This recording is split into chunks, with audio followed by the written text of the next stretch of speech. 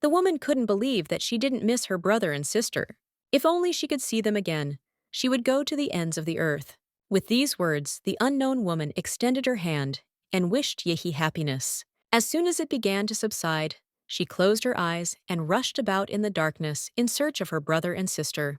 And opening her eyes, she did not quite understand where she found herself, and the maid was very surprised.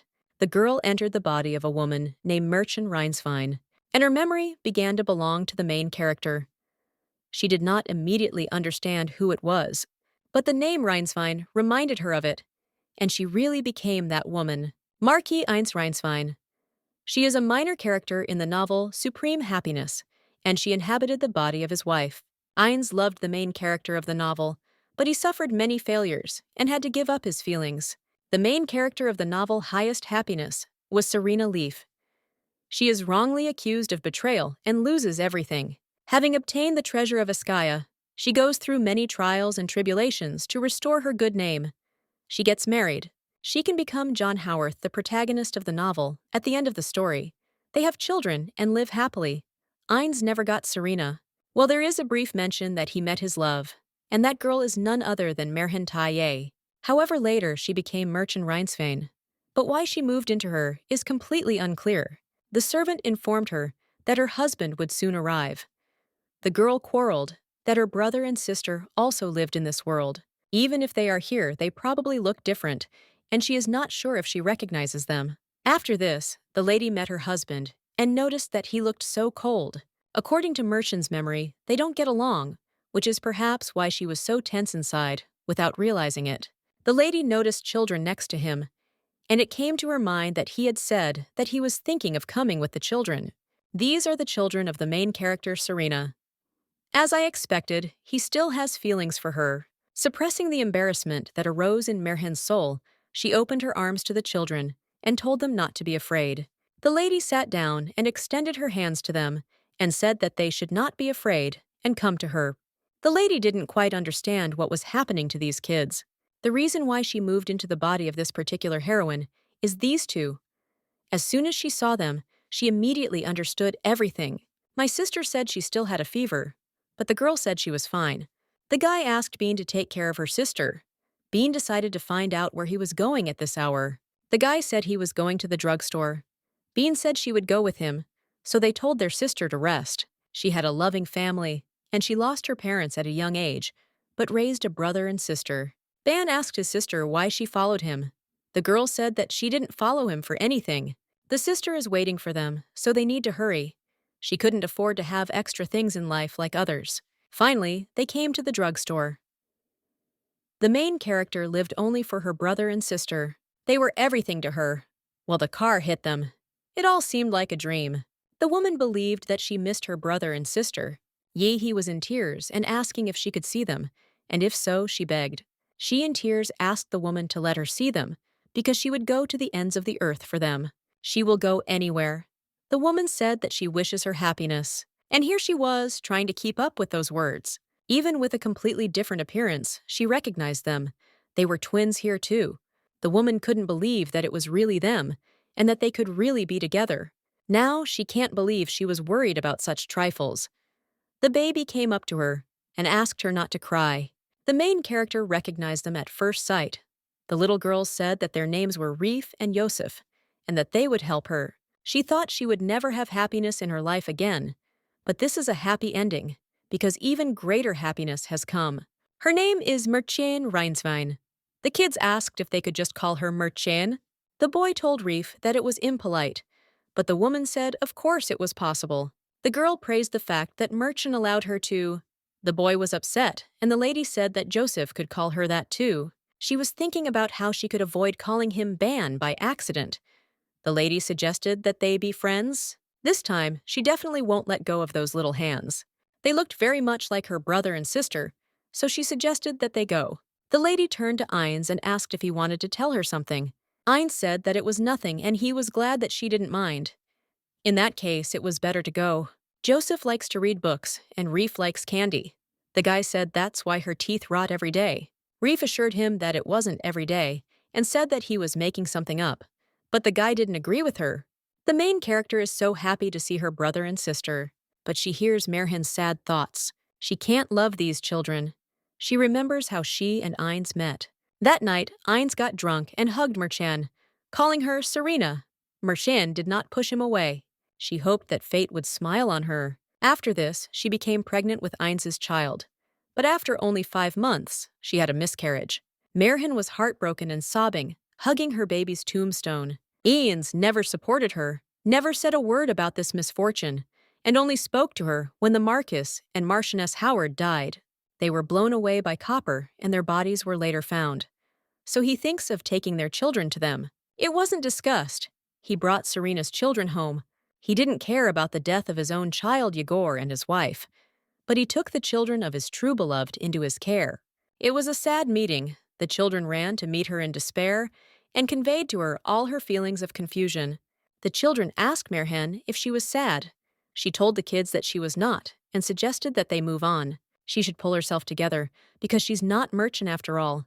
Reef told Joseph that he was a fool, and the guy said that she was a fool. The lady noted that they got along well, but the children did not agree with her, and the girl said that she did not like him at all, and they fight just like Herban and Bin. After that, the lady decided to bring them some candy. The children were very happy, but the lady allowed them 1 a day. If they behaved well, they would get 3. The boy said that he would come and behave well, and the lady praised him. Reef decided to ask Merhin where their mom and dad were, because Eins promised them. The boy tried to say something to the girl, but she didn't listen to him and said that the uncle promised that if they went with him, their mom and dad would be there. Well, they are not here, and he promised. So the girl started crying. She didn't understand at all why they weren't there. The lady told her that she had misunderstood her uncle and asked her not to cry. Joseph decided to ask her where his parents were. He assumed that they had abandoned them. The boy also began to cry, and the lady came up to him and said that this was not so. It's impossible because they love them so much. They just had to go very, very far away. And they asked them to look after them. They didn't abandon them. Eins came into the room when the lady had put the children to bed and asked if he could call her for a minute. The Marquis Howard estate passed to the children's grandfather, Mr. Revez.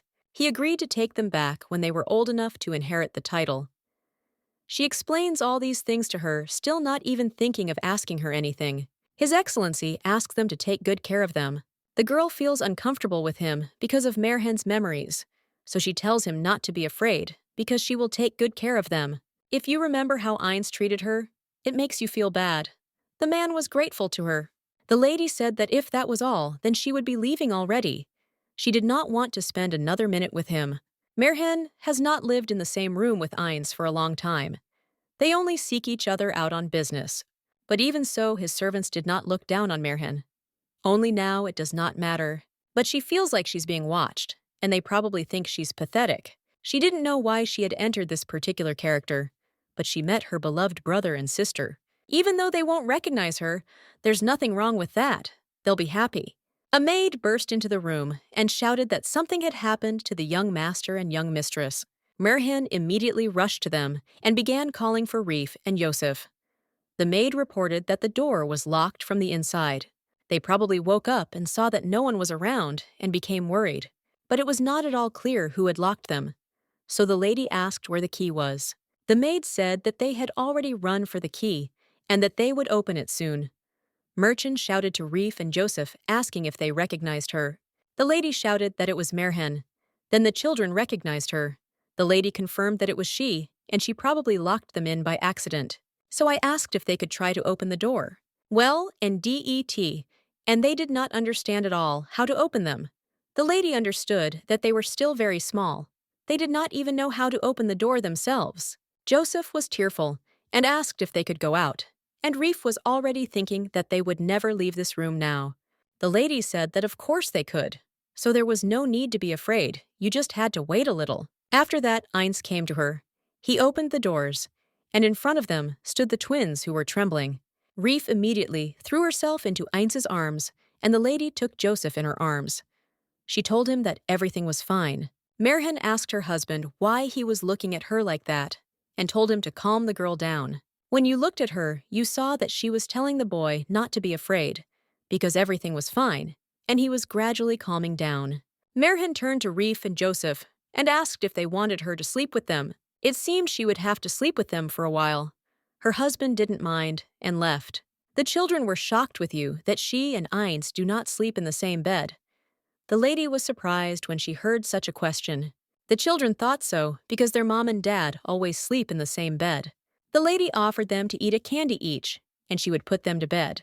The next day, they all ate together, and the girl asked Eins where her mom and dad had gone. The gentleman was surprised that she was talking about them leaving, and the little girl assumed that they were so far away that they couldn't even send them a letter. Now the gentleman understood and said that they had gone on a journey far away to the other end of the continent. The little girl said that he didn't say anything because it was Merchant who told them that they had left. The lady said this so as not to tell them the truth, but he immediately figured it out and played along with her. If they went on a trip, then the children do not understand why they did not send them letters. Grandfather said that they would write to them, but they never did. Joseph told Reef not to be capricious, but the little girl thought that they would be waiting for them here. But they were not here. They had to write to them because Grandpa said so. And she had already even forgotten what Mom and Dad looked like. She doesn't even know what will happen if Mommy comes and doesn't recognize them. And what if they forget them altogether? The gentleman turned to Reef and said that their parents would never forget them. Reef immediately burst into tears. The man promised that they would write to them, so there was no need to cry. Reef was happy because she ate a very tasty carrot. You can't hide the truth from them. Someday they will have to tell them about this. But it is all strange, because her husband gave her a letter and asked her to give it to the children because he wrote it supposedly to their parents. He tried to copy John and Serena's handwriting. They were still kids, and it wouldn't occur to them that they did it. Well, the lady said she couldn't do that and refused him. Then Merhan doesn't even know how they'll react. Well, they were waiting for at least a letter from their parents, so she agreed. And the children were very happy when they saw the letter on their desk. Joseph told Merchant that it was for them, from Mom and Dad. In the end, she agreed with Eins. They asked very much that the lady read them this letter quickly. The children were sure that this was Mom and Dad's handwriting. She was ashamed to see them so happy, so she thought reading the beautiful lines of the fake letter, written by Eins. There she wrote that they loved them. The lady didn't even know what would happen to them when they learned the truth in the future. The letter said that they shouldn't quarrel. Merhan didn't understand how she would dare to look them in the eyes when they found out. At the end, it was written that they would forever be in their hearts. The children were upset that this was all, and the letter was over. Joseph suggested writing them a letter too. Reef was not against it either, and they happily set off to draw letters. The lady was grateful to the maid for bringing paper for them. The maid was glad to help her mistress, so she asked her what her name was. The maid's name was Hannah. After that, the mistress thanked her again, and the children came to her and said that they had already written letters for their parents. Reef was curious if Mom and Dad would like it. The lady said that of course they would, and offered to send it to them. Joseph suggested going out into the yard to play.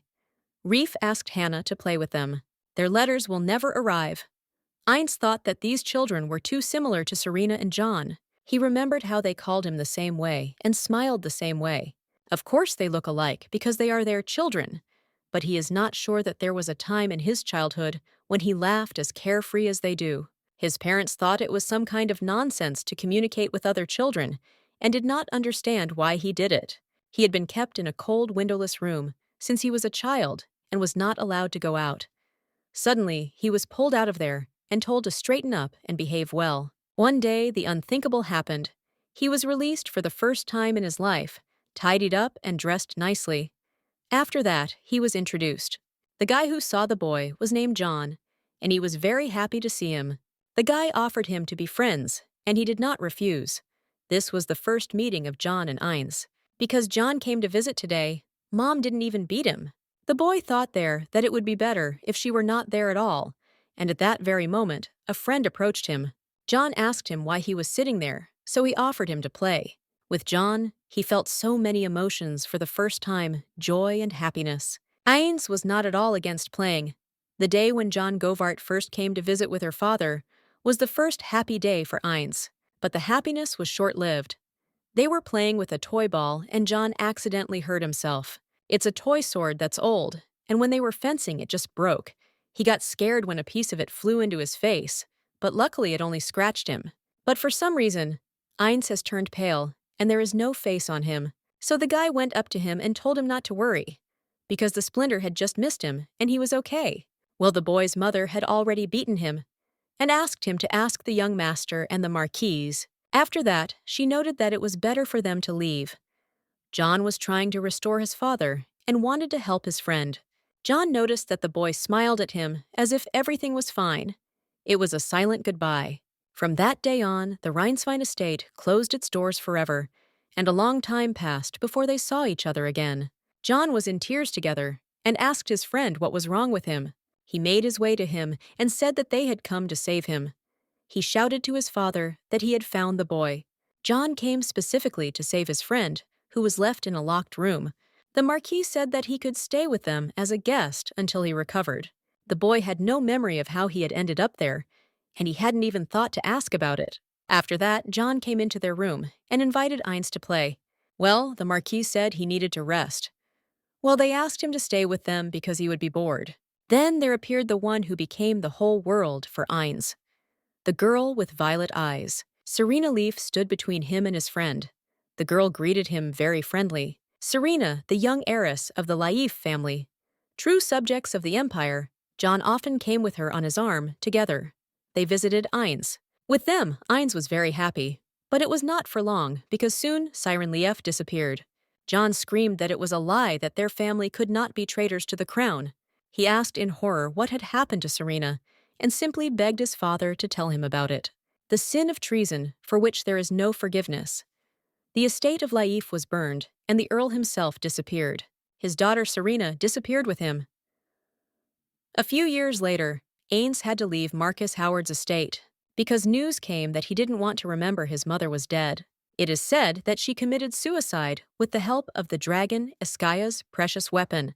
Ains accepted this as a fait accompli, and he was about to assume his rights as heir.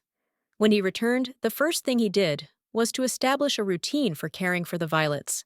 They were planted in the gardens to fit, and all this, so that they would never stop blooming thanks to the careful care of the gardeners. The violets on the estate bloomed even in the cold. Purple was the color of the garden at the Rhineswein estate. With the arrival of autumn, a guest came to visit. He was surprised that it was so late. The butler asked her to come back in the morning, but she said that she would not leave until she saw him, so he let her in. The woman came in wearing a robe and greeted him. It was then that he realized it was Serena Leaf. They had a nice chat. The lady informed him that she would not be able to stay long, so she asked him to accept her as a guest the next time she came. Ines shouted that John was taking steps to ensure that she could return, and he'll make Caesar to restore her good name. He'll wait until John prepares her way back into society. Ines was ready to protect her, even at the cost of his own life. The girl smiled at him. After that, Siren said that she had already found it. The only way to restore the good name of the Leaf family. The guy couldn't believe what he saw. Lyoshka confirmed that it was the very same treasure of Escaia given to their family. This is the tablet of all knowledge. This book contains all the knowledge about magic in the world. The lady said that she had a request for Ains. She would like to learn swordsmanship. If he doesn't want to, he asks her to at least teach her how to handle the treasure of Escaia. Ains agreed to teach her. He was a skilled swordsman. Sometimes they spent time together, and also information about the treasures of Escaia. They were friends, but during that period, Ains developed new unknown feelings for Serena. He thought that these feelings were from childhood, but unfortunately, it was love. John was very happy to see Serena and also asked Ains how he was doing. At the same time, the friendship with John was already very strong, but Ains was consumed by jealousy. He even sometimes felt the desire to destroy the one who did not want to belong to him, and the one who stole her. And one day, he got very drunk. He can't even find the strength to wish his dear friends happiness. Instead, he is jealous. He's acting like a complete scoundrel, and it would be better if he went home far away from here. Well, he noticed the woman and thought it was Serena. The lady said that wasn't her name. Well, the gentleman rushed to hug her and called himself Serena. She tried to explain that she was not hers, but it was useless. Her eyes shone in the moonlight, and they were the color of violets. Ains apologized for being emotional. If it weren't for that night, she wouldn't have become the heroine of the novel Highest Happiness. Ains realized over time that night was the beginning of the tragedy of their lives. A rumor spread that the Count had become pregnant, and soon Eins found out about it and immediately understood everything and could not stay away.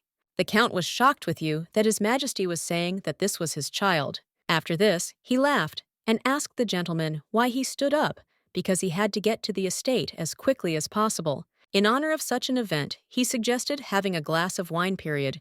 He would decide, and there would be no one to sit down and talk to. Merhin was forced to take his hand. She had to take care of the future child. That's how it all started. This meeting was followed in turn by an engagement and a wedding. And before Märchen moved to the Rheinswein estate, they dug up all the violets, and the master ordered them to be burned. With the arrival of Autumn Märchen, now under the name Rheinswein, moved to the estate. Seeing her, Eins caught himself thinking, this woman also resembles a violet, but the violet quickly faded. Her child died. The maids tried to calm her down. Eins Rheinswein was at a loss. He did not know what to do. He did not even know what to say to his wife, who was grieving over the loss of their child. He himself told me how to console me in such a situation. They quickly called a doctor. Eins Rheinswein acted as he had been taught as a child. He grew up alone in a dark, windowless room. Not having full communication with anyone, he did not know much in life. John and the siren were the first to teach him about life and how to express emotions. Well, what they couldn't teach him was how a man should support a woman who has lost a child. The gentleman said he had to go to the Howarths, so he thought maybe bringing her the Howarth children would make her feel better. After the wedding, the Govarts turned to Eins as the godfather of their children. That day he saw the children for the first time, and no one knows what he talked about with the Govarts. But Eins returned home with their children and a nanny. However, his wife was simply furious and asked why he brought these children. The little ones were very scared and immediately started crying. Then Eins understood. It wasn't Merhin who wanted to hear the baby's cries and feel the warmth. It was he who wanted it.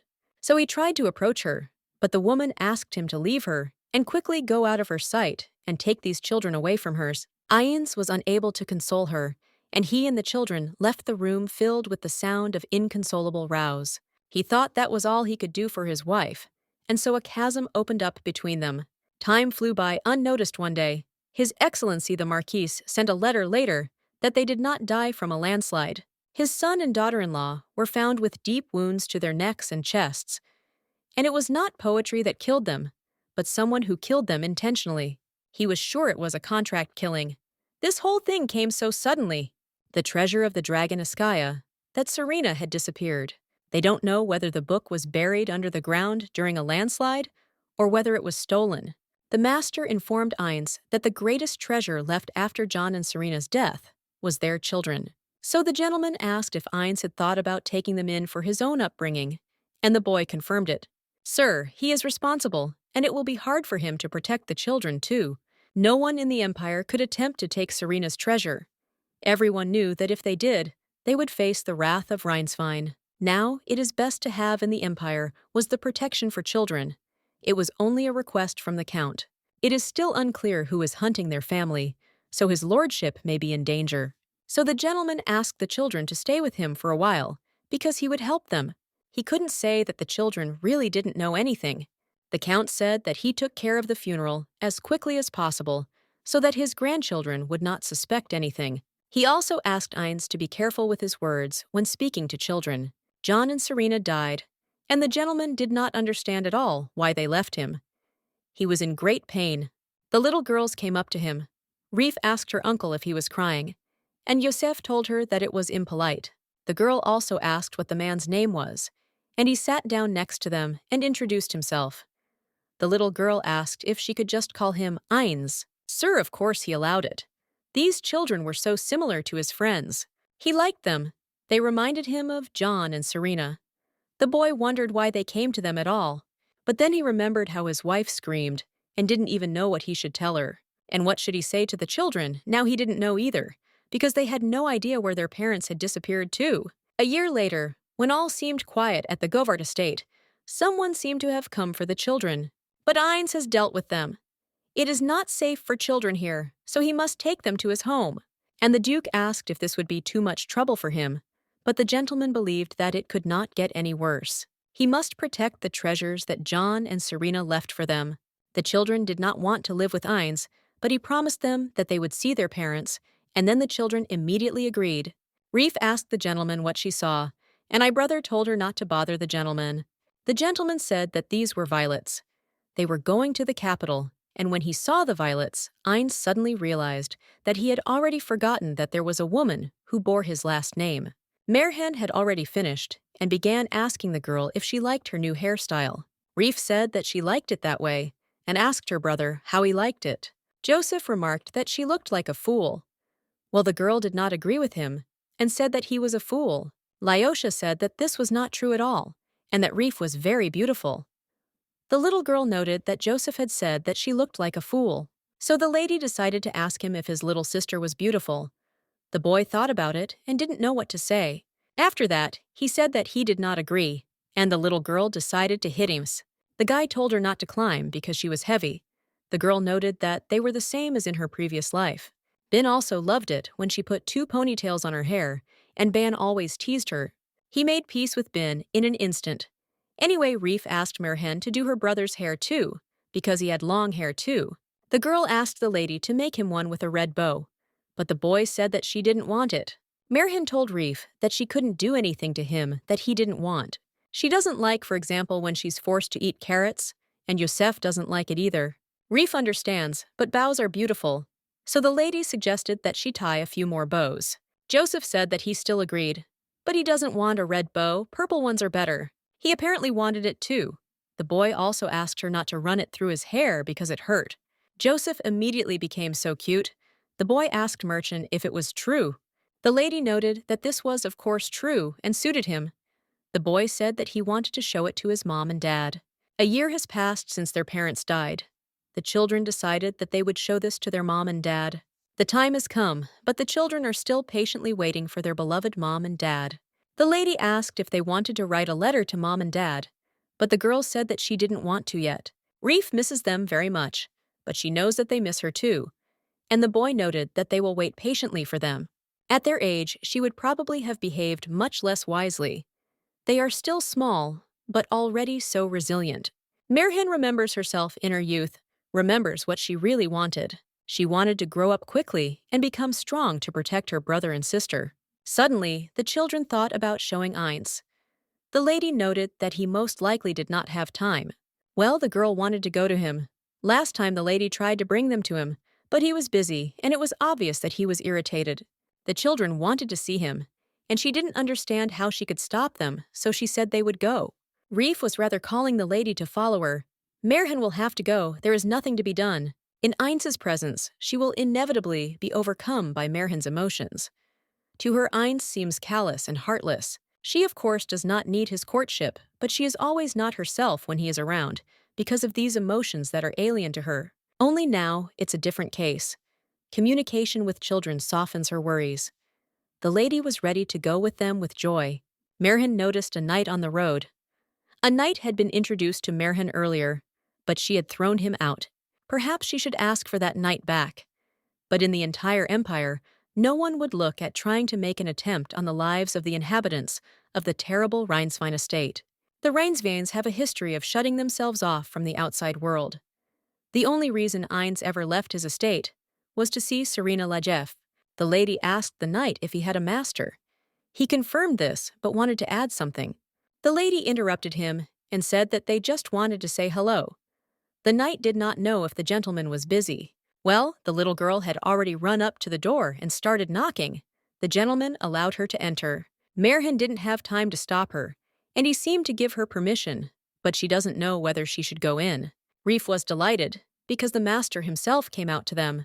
The lady said that the children wanted to see him. Reef asked him if she was beautiful today and said that her brother was too. Well, he looks at the lady. After that, he said that it suits them very well. Dry politeness, that's all. Even the children felt it. They were disappointed and immediately understood that there was no sincerity in his words. Merhen sat down next to them and asked the children if the Duke had said what suited them. The gentleman himself confirmed this. He would be glad to learn to speak with the soul more emotionally, at least as emotionally as I spoke to Merhen that night. Merhen told the children that as they could see, the master thought they were cute. After that, smiles appeared on the children's faces. Merhen apologized for them interrupting him from his work. Well, the gentleman noted that there was nothing to worry about, and so the lady suggested that the children leave. but the gentleman asked her to stop. The gentleman said that her father had sent her a letter. She immediately began to remember something.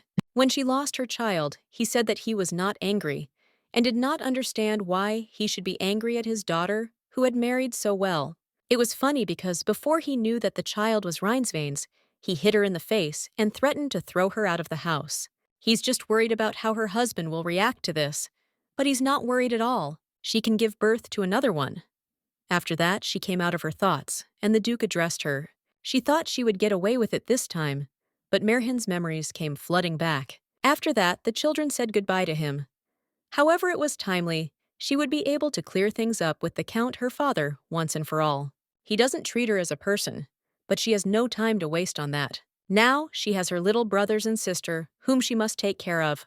I would like to live at least a little longer, without conflicts and incidents, but it is almost impossible. Madame was informed that dinner was ready. Reef's tummy was just rumbling. The girl said that she was hungry, and the boy noted that all she did was eat and sleep. Reef said that adults tell her that this is why she is growing well. Merhin asked Reef what she wanted to eat. The baby wanted meat today. Joseph added that if she eats a lot of meat, she will grow in width. The lady noted that meat is healthy, so the baby can eat as much of it as she wants. The little girl was shocked. The lady noted that she also eats vegetables well, so it was possible. And the lady also asked that Joseph stop teasing his sister. The boy said that he was like that in a book.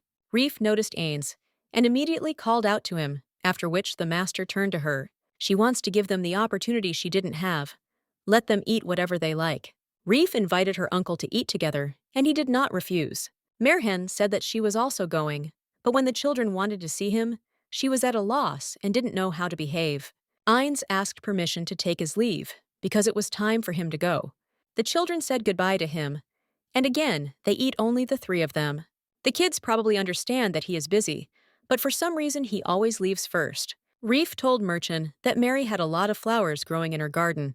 The lady was surprised and thought that she had become friends with one of the servants. If they don't hurry up and go for a walk, winter will come and it will be cold. The lady agreed with them. She's sweet, even when she's being capricious. The girl made Merhin take too long to answer. Merhin herself wanted to walk and play with her. Reef decided that tomorrow they would go for a walk in the garden. The gentleman noticed that she was a cutie and decided that she would no longer pretend that she did not understand what she was saying. She was glad that the children enjoyed walking here. She would like to take them outside the estates, but for some reason, Ains did not allow it. And then the lady did not understand why she could not even go with them to the countryside, because she was ready to take the knights with her, but the Duke told her that she couldn't do that. He did say that she could ask him whatever she wanted, but for some reason he doesn't keep his word. At least you can sit in the garden there, which is probably why she decided to ask if they could stay in the garden. She is of course interested in why he forbids it, but she doesn't really want to ask him about it. Reef asked Joseph what this flower was called. The boy said that he didn't know about it, so the girl decided to ask Merhin about this flower. The lady said that she didn't know either. In fact, neither Merchant nor she were interested in flowers. The maid remarked that if Milady wished she could tell her. After all, the mistress had forgotten the girl's name. Joseph was shocked with you that Hannah knew about it. The maid noted that her parents owned a flower shop in the city. The lady remembered that it was the one who brought the children chalk for drawing. The maid, she said, was Cineraria. The boy was surprised. The girl noted that this flower had a beautiful name. Hannah remarked that it was very nice that the young lady liked it. She never had time to be interested in flowers, but at least her little ones will have the opportunity to experience the beauty of nature. Suddenly, the butler approached them, and the lady did not understand why he was there. The gentleman turned to Milady and informed her that Count Thine, that is her father, had arrived. He is waiting for the lady in the living room. That is why Merchant asked Hannah to look after the children. Reef asked Merchant where she was going. The lady said that she would be back soon and asked them to take a walk with Hannah for now. The maid said that she would show them other flowers if they wanted. The lady asked about her husband. He said that his lordship was with the Count. Merhin was shocked that for some reason he didn't call her right away. The Count arrived without warning, so His Excellency had no opportunity to refuse. Well, she didn't even ask about it, so she decided to just keep quiet in response. Then they met that same night. It was Sir Azeth. He was surprised when he saw the Duchess. The butler asked the Sir to let them in. She might not have to meet the Count, but Merhen is the mistress of this house, so she must meet him face to face. She must tell the Count of Tyne who she is, what she thinks of him. The gentleman was surprised when he saw Madame. She had a couple of questions for him. The Count noted that he had not seen the Duchess for a long time. She must let him know that he was not welcome here. Count Gavrilovskaya, that he was so worried about his daughter because she did not answer his letters. He came to disturb her peace. The lady noted that they really hadn't seen each other for a long time, and that was all she would tell him. The Count told his daughter that he missed her period. She couldn't even imagine how worried he was about her not answering his letters. The lady apologized and said that she didn't mean to make him worry. She knows he's not interested in Merchant. He just can't help but be curious about Ainz bringing the Govert children into the house. She is so irritated by his gaze, it is impudent and aimless. He does not always and does not even hide his intentions. The lady asked him decisively why he had come at all. The gentleman noted that she was looking after the Govert children. He didn't answer her question. It was a transparent hint. The kids lost their parents, and he was probably wondering if she was going to adopt them. According to the plot, Merhen's father was a father only in words. In reality, he was always ready to spread gossip about her to offend her and to use her for selfish purposes. Even though she is Rheinswein, he wants to behave in the old way, because he will not dare to say anything against Einzi. She must not pay attention to his provocations. That's why she said that little children are simply charming. After that, she turned to Ainz and asked if it was true. The gentleman remarked that they were simply charming. The lady was shocked with you that he took such a long journey just to ask this question.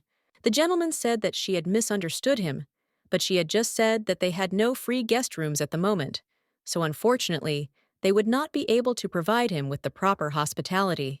And she doesn't have time to see him off, so she asked Ainz to see him off. The gentleman agreed with me. He asked her to stop and asked why she was suddenly talking to him like that, because she had never been rude to him before.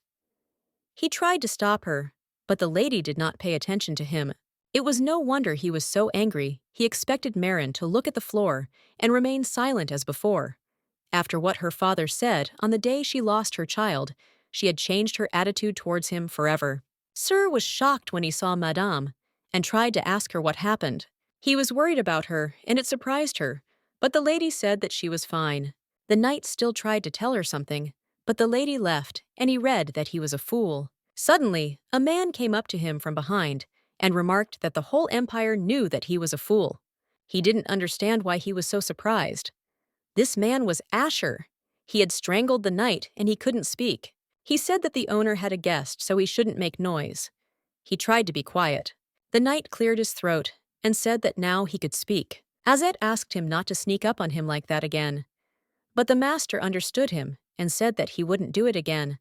The knight had never spoken to him before. Asher Turka is a mage of indeterminate age and origin.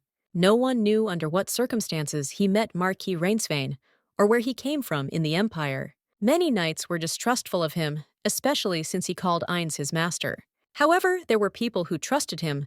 He was surprised that the owner had not yet finished the conversation, but he saw that Madame had already left. He said that the gentleman would soon finish, for example, Sir Azet, who often saw his incredible abilities. Also, with the help of his magical skills, Asher could protect his master.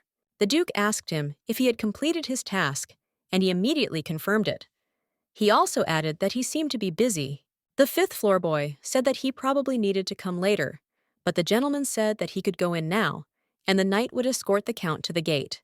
Azet didn't understand at all how he could do this, but Asher said that he had already told him. My lord needs constant protection. The knight informed him in his testimony that he would escort him.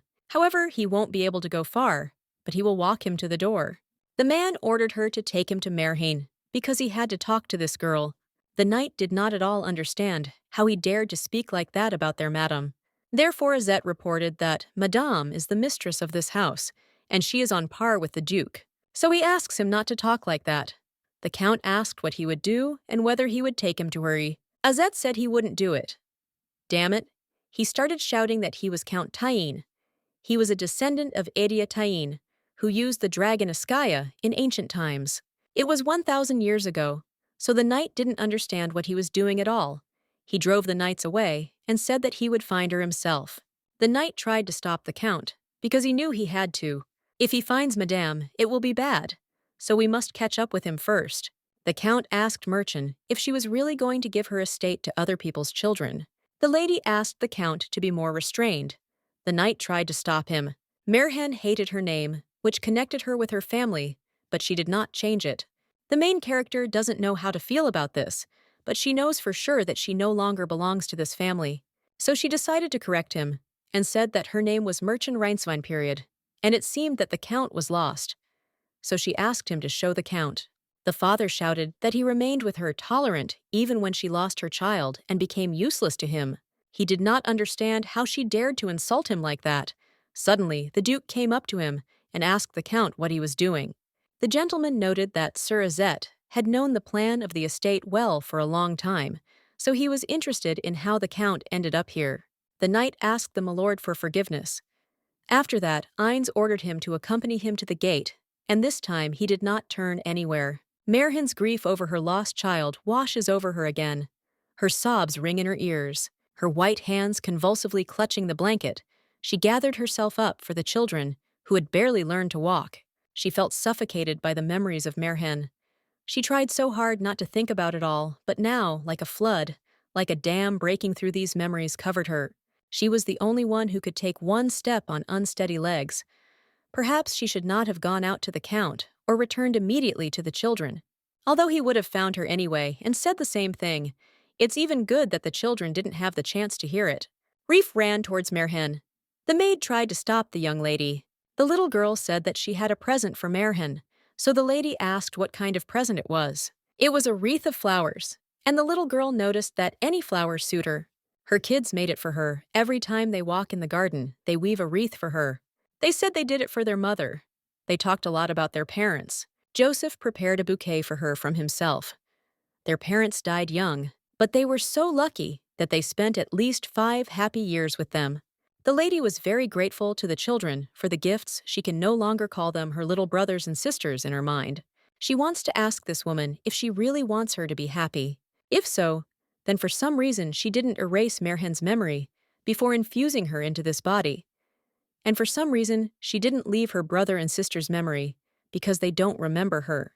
Reef told Merhen that she was hungry. The boy noted that she had eaten recently, and the lady said that she would get fat. Reef said that this was not so, and Merhen asked that they not quarrel. It was still early, but she suggested that they have lunch. The cook had prepared another nutritious dish with carrots, especially for the children. Reef didn't like carrots and was upset. The children started up again. The lady asked that the little girl not be capricious. She tried in every way to calm them down. Ines never showed up for dinner. After that, she read them a bedtime story. The children fell asleep, and the lady wished them good night. The candle could have been blown out, but suddenly the boy woke up. The lady was surprised that he was not sleeping. Joseph began to ask her why fairy tales always have a happy ending. Everyone says they lived happily ever after, so he assumed they would live happily ever after when they grew up too. Merhen looked down when she was young. She read her brother and sister a bedtime story. One day, when she showed them a book about a prince and princess, they asked her what happiness was. The lady does not remember what she answered them then, because for her happiness is a very distant concept. And for Merhen too, they have a lot in common in this. But why is it so unclear? She just wanted a life where at least there was no sadness and grief. And suddenly she closed her eyes and saw her brother and sister. They said they had saved money from their scholarship and bought her a gift, after which they asked her how she liked it. She was 20 years old, and it would not have been respectable for her to carry such a childish purse. But it was the first gift from them. She wore it like the most precious gift until it was completely worn out. They thought that her sister didn't like it. The guy said he already knew he should have taken another one.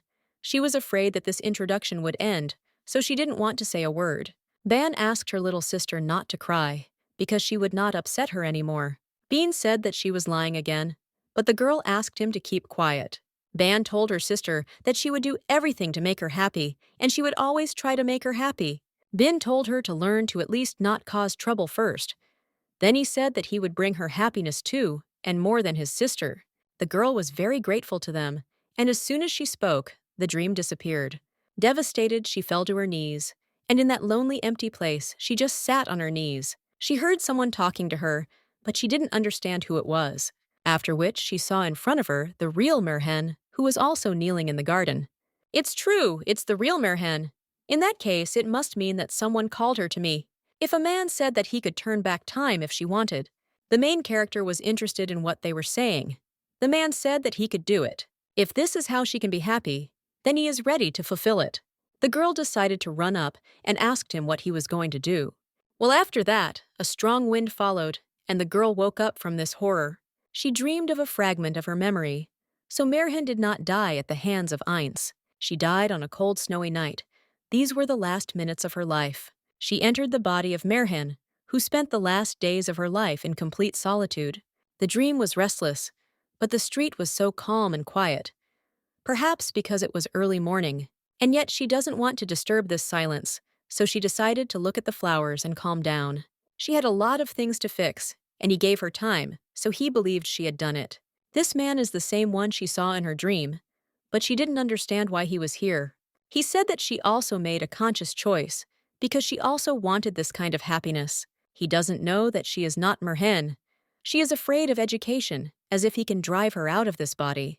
The body doesn't matter, but her brother and sister now live in this world in a different form. She cannot leave her brother and sister whom she has just found. He said it was just a question, so there was no need to be afraid of it. He asks if she is happy, but she can say that she is happy with everything. However, she cannot say with certainty that she is happy. The girl feels differently at different times, so she cannot say that she is happy.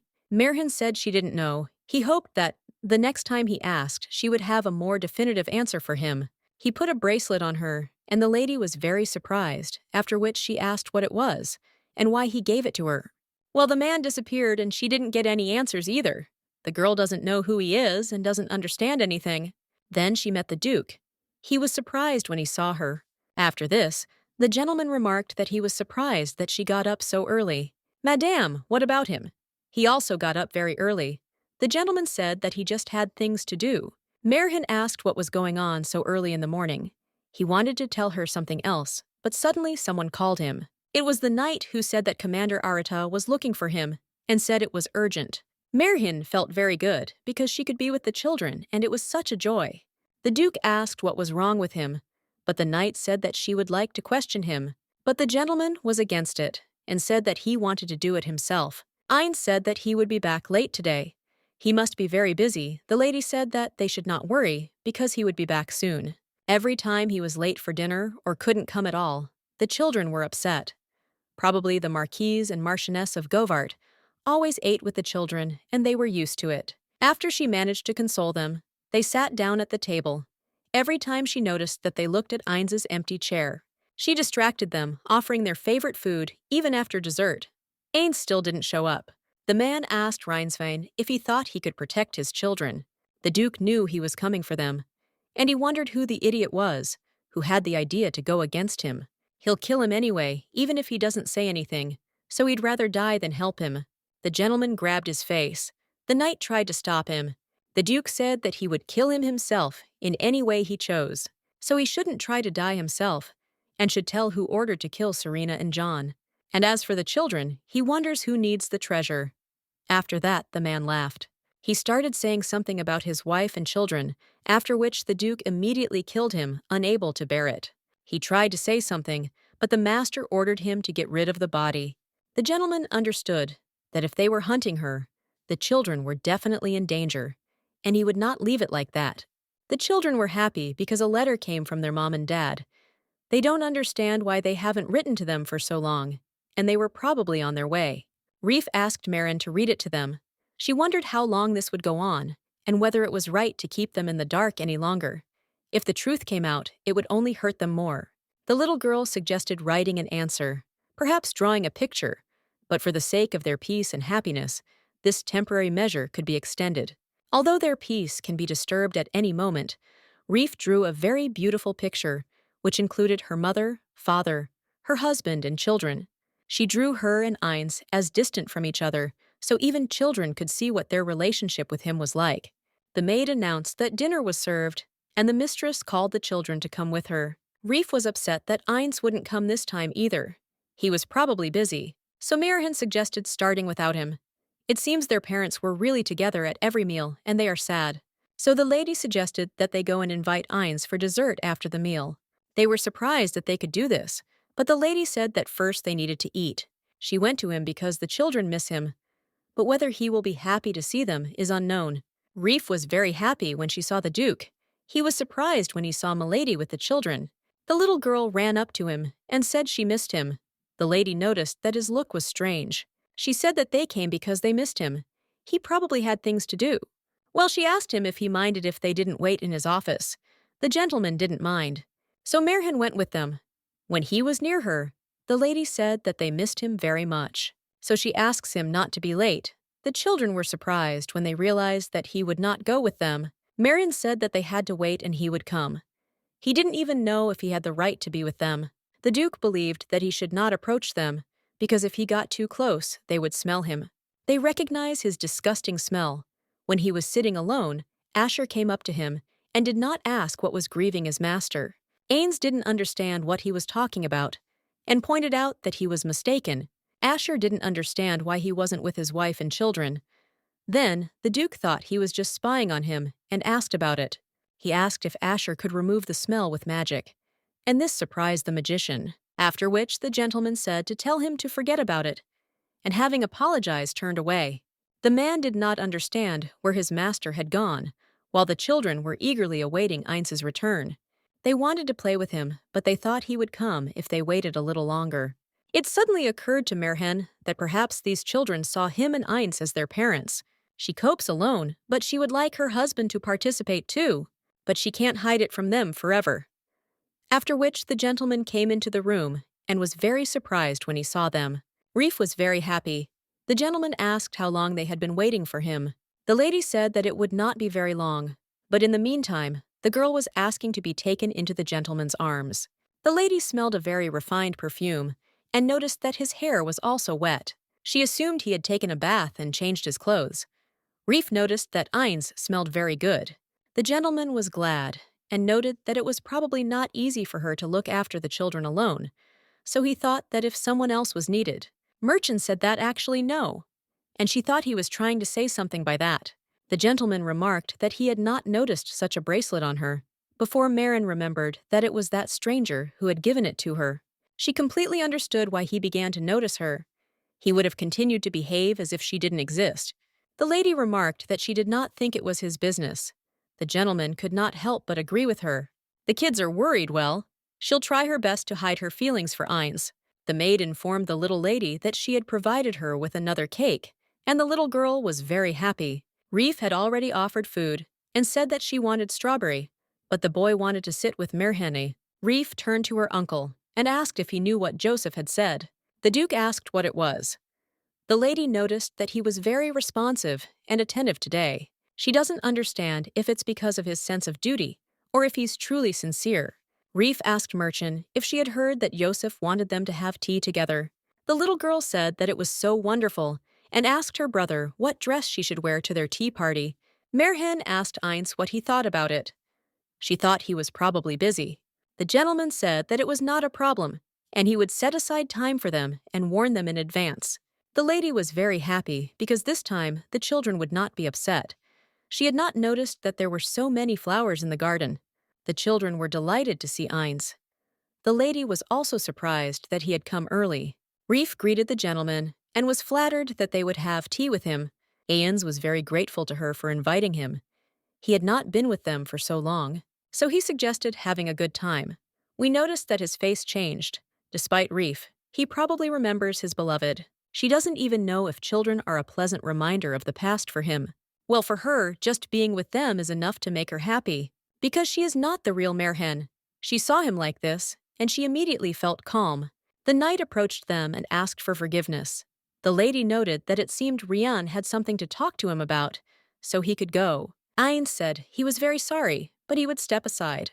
John asked the kids for forgiveness. Joseph said it was nothing serious, but the little girl was very upset. The lady noticed that the knight smelled of blood. The children thought that Eins simply hated them. Merhin said that he just had some business to do, and they would get together for tea another time. But they thought that this could happen next time too. Merchant said that in that case, she would punish him, for example, by forbidding him to eat candy for a whole week. The children laughed, and the boy noted that if his sister cried, and then immediately laughed like that, then hair would grow on her butt. The lady's maid came up and said that the Duke had asked her to give him a letter. This letter bears the seal of the House of Govart. She did not understand why he had chosen to do this now, after which the maid immediately turned away and ran away, and the mistress did not understand why she was in such a hurry. Joseph was delighted when he saw that it was a letter from his mother and father. The lady suggested that they go into the house, and then she would read it to them, but the children said that they wanted her to read it right now. Merchant was not against it and accepted the count. And there she read that the appeal was addressed to Mom and Dad, and realized that it was not Ines who wrote it. The Duke asked what was going on, because there were a lot of corpses on the field.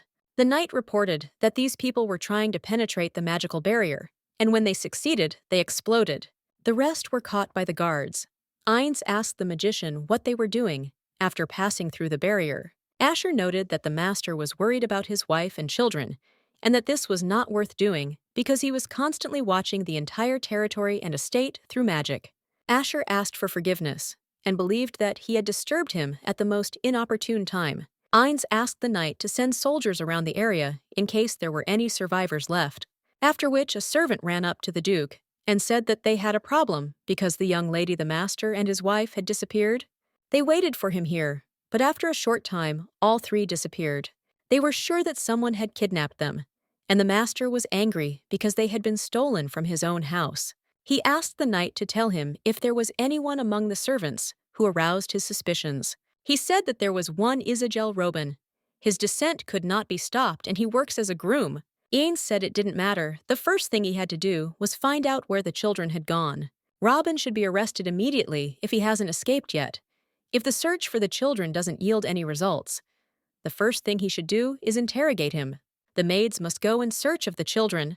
The knight decided to ask the master where he was going. They are not in the bedroom either, so it is unclear where they disappeared to. He noticed a box on the table and thought that perhaps it had something to do with their disappearance. He opened one of the letters and saw that there was a drawing of a little girl in it. Meanwhile, a knight ran up to him. The gentleman thought he had found something. The boy reported that something suspicious had been found in the stableman's room. It looks like an ordinary piece of paper, but the gentleman understood what it was, after which he immediately grabbed his sword and cut himself to dig blood onto this leaf. He was shocked with you that on this paper there was a damn magic circle. The gentleman asked Azette Coution that he go for the children, after which the gentleman disappeared. Azette brought him a piece of paper from his son with the outline of the teleportation circle. It is activated only by blood if Merhengo disappeared. It means only one thing. Someone activated the same circle with blood and gave it to them, but where they are now is completely unclear. Suddenly, the gentleman noticed that he felt blood and could not believe what he saw in front of him. His wife and children were lying in front of him, period. He couldn't believe it. But when he got closer, he realized that it wasn't them. It was that suspicious groom. He even sacrificed a child, but what it is and who is taking revenge on him is still unclear. Merhen, he always pretended not to notice her. Then he noticed the petals. He saw what was bringing them from the entrance to the portal. And if this was his punishment, then he hopes that he can atone for his guilt before her. They were cold, and the boy tried to wake up the lady. The little girl also wanted to help. When Merhen woke up, she didn't understand anything and saw that her leg was injured and her dress was covered in blood. She hugged the children and told them not to be afraid because she would be fine. It was early and not deep. Someone approached her and asked if Lady Rhinesvine had woken up because she thought that they had decided to leave them. This woman offered to get acquainted with her. The lady thought it was a dream, but it was not. The feeling was too realistic, especially the smell of blood. The girl did not understand why the mistress was looking at her like that. She noted that she had no disagreements with the lady. Whether she dies or survives doesn't matter to her because she needs these crumbs. The children immediately clung to Merhen and asked her not to give them to her. Merhen said that whoever she was, these children would not go with her. These are her brother and sister, and she protected them again after that, they say, so she told her to get out. The woman did not understand what it was and could not believe that she really loved them. If Mrs. Merhen can leave, she will let her go. If not, she will be finished." And the children were carried away by the wind. And the lady was very angry and did not want this woman to even boldly take them away from her. She was supposed to save them, but she found herself in darkness, after which she opened her eyes. She heard that you were a girl crying for her and saying that her brother was lost. Reef didn't understand at all what they should do now. If something irreparable happened to the boy, then that was the end. The lady asked the baby not to cry because she would find her brother. She knows that Merhin can do anything. They were in some kind of endless labyrinth and were constantly calling for Joseph. They really wanted him to respond as soon as possible. And suddenly the baby was found after all. The lady and the little girl called him to them, and the boy was also very happy. He was scared, but the lady told him that everything was fine, so there was no need to be afraid. Merhin did not want to protect the double digits at any cost. She noticed that the exit had opened. It may be a trap, but they have no choice but to go there. So she asked them to stay close to her. She wondered how long they had been walking, holding hands, children well, but they couldn't stop. She told them not to be sad, because in a little while they would get out of here. They had to protect these children. Suddenly, the lady heard someone calling her. It was the woman who had told her to give up hope. It seemed she had won. Merhin told the children to run away from here immediately, but the little girl did not want to do it. The lady said that she would soon catch up with them. The woman was shocked that she was ready to sacrifice herself for these children. This woman doesn't understand her at all, because why is she doing this if these are other people's children to her? The woman didn't want to show cruelty in front of the children, but it seems she was forced to, and she'll have to ask the kids. The woman asked the baby and toddler if they missed their mom and dad. More specifically about Serena and John, Joseph told his sister not to listen to her. The woman said that if they wanted to see them, they should go with her. Reef said that she was lying because if she hurt Merhin, then she was bad. The boy said that she was a liar and that their mom and dad weren't friends with such evil aunts. They said it was impossible, after which the woman laughed and said it was right. First of all, they are dead, so there is no way they can be friends with her while being dead. The woman once again told the children to go with her because she was as kind as their Merhin. Merhin somehow stood up and grabbed the woman by the hands and told her to stand still and shouted at the children to run away from here. The woman remarked that it was so touching, and she had forgotten something important. She lost the sport with her, so she'll take what's coming to her. Merhin understood that she didn't need to be afraid, because the main thing was the children, and everything would be fine with them, even if she couldn't survive. That's enough for her. Yebing Yabang will always be in her heart. Suddenly, the lady began to hear someone calling her, and when she opened her eyes, she saw the Duke in front of her. Merhin didn't quite understand how he got there. The children were standing next to them and crying. They asked Merhin if she could hear them. The lady stood up, and they rushed into her arms to embrace the little girl because they thought she had died. The woman said that this damned Rhinesvane had succeeded here too. She didn't understand how he even dared to do that to her face. The gentleman put his jacket on the lady and asked her to stay there for a minute because he wanted to finish with her. The woman told His Excellency that she did not know her, that he loved these children so much. Well, it's selfless because he also wants to get the treasure of Eskaya from them. The Duke said that the witch would not understand. After which the woman said that in that case, he should give her this treasure. The witch's magic was dispelled by the master's sword. She became very angry, and after that, he killed her. This woman promised the Rhinesvanes that she would pursue, so they should not doubt it. Merrin only had questions, but she wanted to say so much that she didn't understand how he got here, and was very grateful that he saved them. Well, for some reason, he's looking at her again, like he did that night when he mistook her for Serena. She really wants him to explain why. The gentleman approached them and asked his wife if she could stand up. The lady said that she could. Well, she was in a lot of pain, and she was worse injured than she first appeared. The gentleman wanted to help her, because she was having a hard time. After which, the lady gave him her hand. But Ainz took her in his arms and asked her not to take this personally. She thought he would just help her walk. But he did so.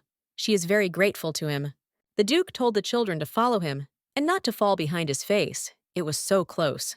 The lady asked if he was disgusted by his daughter, because they had never been so close to each other. He is so warm she feels safe next to him. Merhin woke up and was surprised by this. After which she saw a boy standing next to her. She was in shock with you that he sat and waited for her to wake up. Joseph was afraid that she would not wake up and was very worried about her. The lady said that their parents were really dead and they just didn't want to tell them. Joseph said that he already knew. The lady decided to ask when he found out about it. The guy noticed that the one who writes the letters, "I am not like mom and dad, and they never talk to them like that, and it is really strange." He believed that they wrote it and asked them not to do it anymore, because he didn't want them to hate them. Merhin asked the boy why they should hate him. She loves him, so she does as he asks. The boy asked, "Is it true that his mom and dad are not here?" and asked if she was sure about it. The lady asked him for forgiveness for this. His mom and dad are already in heaven. Eanes entered the room and said that his lady needed to rest longer. The lady noticed that the boy knew everything, and no matter how hard they tried, it was actually impossible to hide it from them. After that night, when she told Joseph everything, Merchant became seriously ill, and she does not know how much time passed. The lady didn't catch who was there. He was saying something, but she couldn't hear it. Merhin said that she was cold. The maid noticed that the master was there and was very surprised. She apologized and said that she needed to change the towel, madame, but the gentleman suggested that he do it himself. Gavrilov's maid says that he doesn't have to do this, but she's his wife, and he wants to look after her himself. The maid was still trying to say something, but the master told her to leave it and go away. Through his own fault, he almost lost his wife and children. She must have been so scared. So he really wanted her to always have a peaceful and healthy sleep. That night, she had a very pleasant dream. They were walking with the children through a flower meadow, and they saw him. "Merhin is much better today." The magician was glad that the Lady of Horror had woken up. The knight had said that he was not allowed here. The lady was glad to see the knight, and he greeted her, and also asked how the lady was feeling. Mom said that everything was fine, and after that, she was greeted by Asher Turka. He is a magician, and was treating her. He asked her to tell him why she had come out to the Count when he arrived. She saw him then next to her husband, so she is grateful to him for the treatment. The gentleman said that he could be called by his first name, since she also calls her husband by his first name. He calls him Eins, not Duke. I wonder what's wrong with this man, because he doesn't think about decency at all. After which, the Duke entered the room and addressed the magician. He had ordered him to guard the peace, so he did not understand who had allowed him to enter. The knight immediately asked for forgiveness. The magician told the master not to swear at them. They will leave them alone to die, and he also wished them pleasant communication. Now they are, so the lady was a little embarrassed. She should thank him for saving her. Merhan was grateful to him for saving them, but the master said that he wanted to talk to her about the children. The lady said that he can speak. The thing is that this is not the first attempt on their lives. The lady was very surprised and asked again. They had been attacked even before he took them to them. That's why he brought them the treasure of Eskaya, called the Tablet of All Knowledge, that Serena managed to get disappeared after her death. The attackers are convinced that one of the children has this treasure. The treasure of Eske, this once belonged to the Marquis of Ravez. It is logical to assume that he will pass it on to his grandchildren. Well, that couldn't be true, so she asked if it was true that they had died during the landing. The lady asked her husband not to remain silent, after which the gentleman said that it was indeed true. Merhin didn't understand why he was only now telling her about the attempt on the children. The Duke was simply afraid that she would misunderstand him, and he wanted to tell me about it.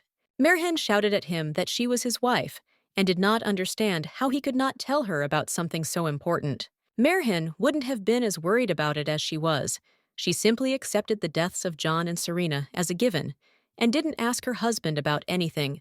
But she is not Merchant Reef and Joseph. She can't live without them now. She thought that she and her husband were getting closer, but she suddenly realized that they were only moving further apart. The gentleman turned to Milady. She wanted him to leave. Eins asked for forgiveness. Merhin misses her little ones. Meanwhile, the children waited for a moment when no one was around. They needed to get to Merhin quickly before Hannah returned. The kids suggested eating cookies with Merchant. The girl didn't mind. She wanted to show her drawing. She made us something she liked and asked her brother what he thought. Madame is very ill. Joseph heard about it and thought that they were talking about Merchant. Reef asked her brother what was going on. The maids were worried that someone might hear. Well, it was that time of the day, and the servants knew everything anyway. The Marquis and Marchioness of Gavart were killed, and it is said that their master brought the children because he feared for their lives. But still, Madame found herself in such a state, and it wasn't even her children, but she who suffered so much because of them. The maids were shocked with you, that there might be more attempts on your life. Madame was lucky that Milord saved her this time, but next time everything might be different. So while here, the attempt to kill them will not stop. They do not like it. The knights of the Lord are strong, but still scary. Joseph dragged his little sister along with him, but she asked him if attempting to kill was something bad. He confirmed this, and so the little girl suggested that he go to his grandfather.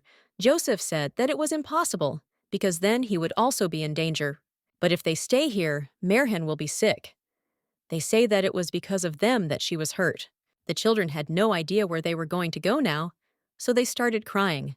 Joseph turned to his little sister and suggested that they leave here not to their grandfather, but to some other place. The little girl asked if they would go away together, and the boy said that they would go to a place where only Mommy and Daddy would be looking down on them from the sky. Merhen I will have to suffer because of them, and Eins will have to save them. They weren't sure if they would succeed, but the boy was more serious and said that they would succeed. Reef will miss Merhen terribly. Well, if she's happy, she's ready to go. If she was better off without them, then they would leave. But the lady cried behind them in her room. Hannah told the lady that it was cold here, and she might catch a cold, so she needed to put something on. She was so pleased to listen to the rain, and suddenly the kids came to her and said that, here they are. It's raining in the garden, and the girl wanted to go for a walk.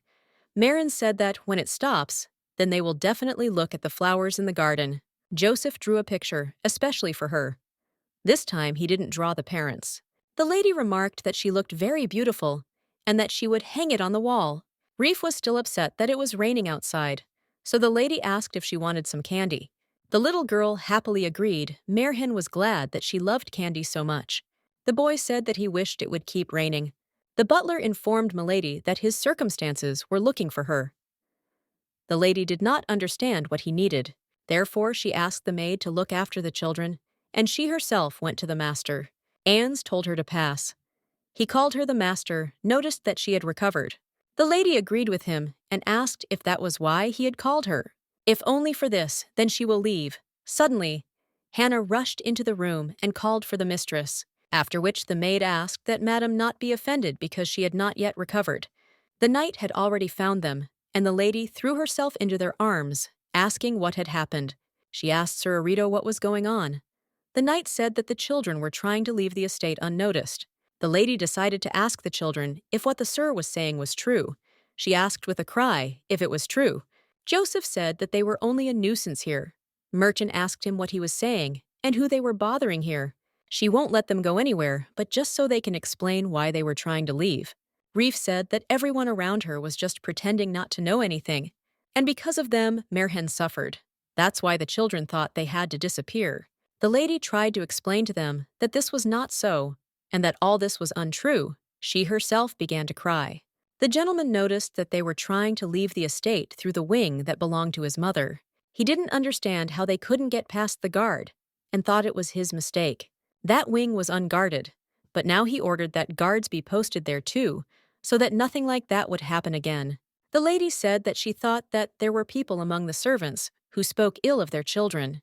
The master promised to find these people and throw them in prison so that they would never be able to wag their tongues again. Merhen was surprised by such an answer, and the master believed that this was exactly what she wanted. But if so, then he could fire all the servants. The woman tried to explain to him that she didn't need this at all, and she didn't want their children to be treated as a source of danger because of what happened the day before yesterday. Merhen promised to take care of them and he can go.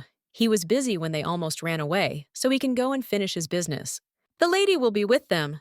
Eins decided not to object and said goodbye. Asher was glad that the gentleman had come for Sir Ring, had been looking for him. Asher was just in time because the master had a favor to ask of him.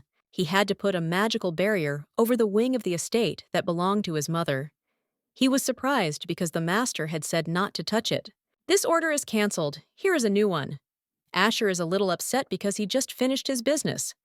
Still, duty is duty, so he asks the master not to scare him with such a face. Eins was surprised with you that her face would scare her. It is not scary in itself. It is the expression of devastation that is scary, as if he has no choice. And he barely forces himself to live on. but now a struggle for life has appeared on his face. No one knows the reasons except himself. Still, he decided to leave and tell Sir Rien that the master was here. Reef and Joseph called Merchant because they wanted to show her that a flower was growing there. The lady came up and noticed that it was indeed growing there. The little girl noticed that it was cold now, and it might fall off him. She was curious about what would happen if he died. So the lady suggested digging him up and planting him in a pot. It would spend the winter in the estate, and when spring came, they would bring him back here again. Reef wasn't sure he would live until spring, so the lady said that if she was so worried about it, they could ask Asher to cast a spell on him. The boy tried to explain to her that a flower can live without magic if it is well looked after. The children were delighted when they saw that the snow began to fall. They called the knight to play with them. The man told the children to be careful because it was easy to slip here. They ran around in the cold and eventually caught a cold. They said they didn't want to drink it. Well, the lady said that they should drink, and then they would get better faster. She wants to have fun and play in the snow, make a snowman. Joseph has already drunk it all. If she drinks it all, she will get a candy. Reef drank it anyway, and the lady immediately gave her some candy and also suggested that they go to bed early today. Well, the little girl wanted her to play with them some more.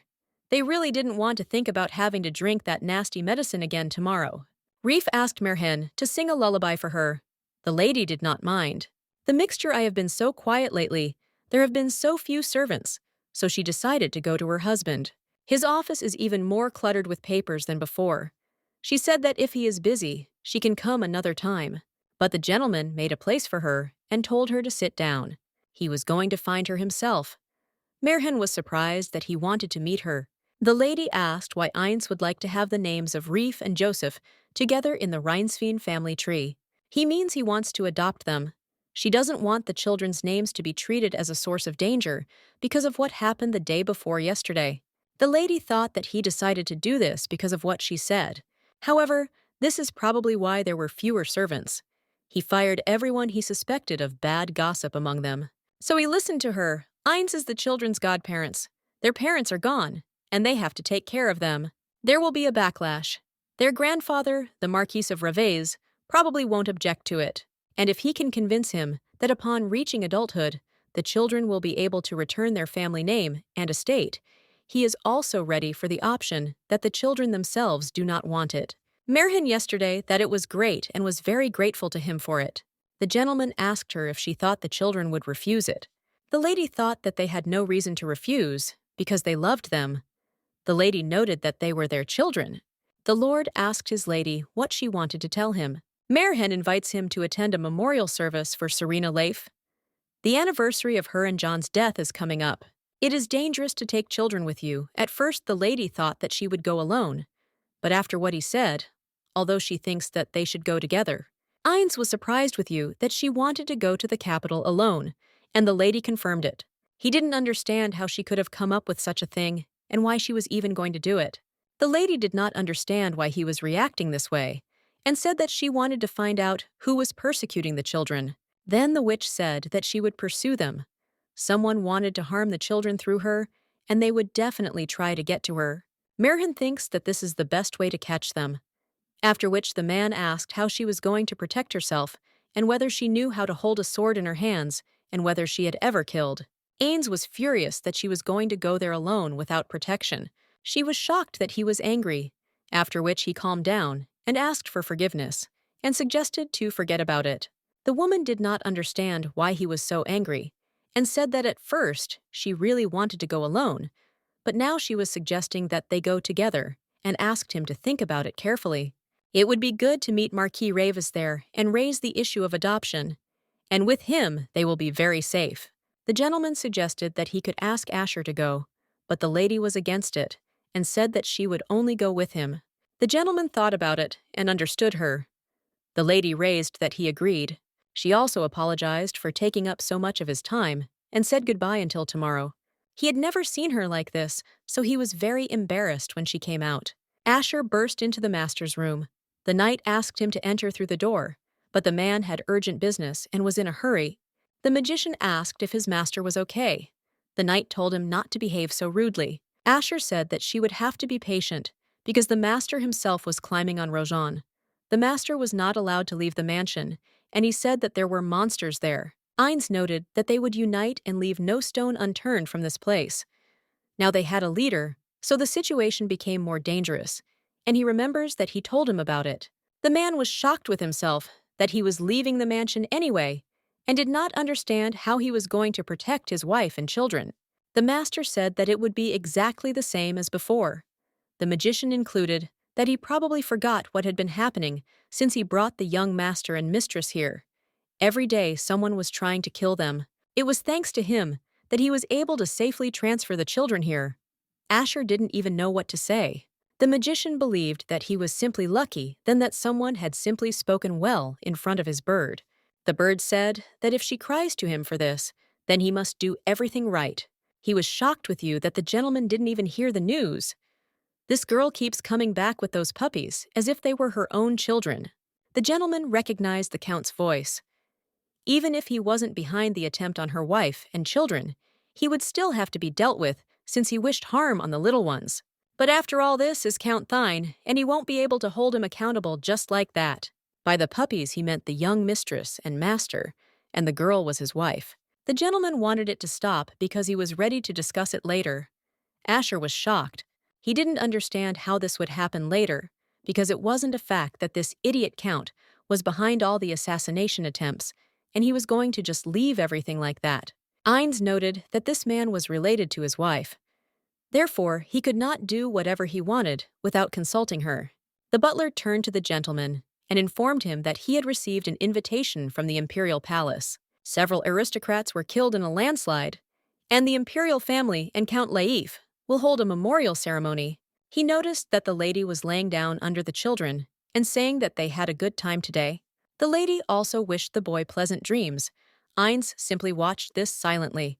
The children were very happy when it snowed, and the little girl suggested that her brother play snowballs. Marion told the children to be careful because they might catch a cold again.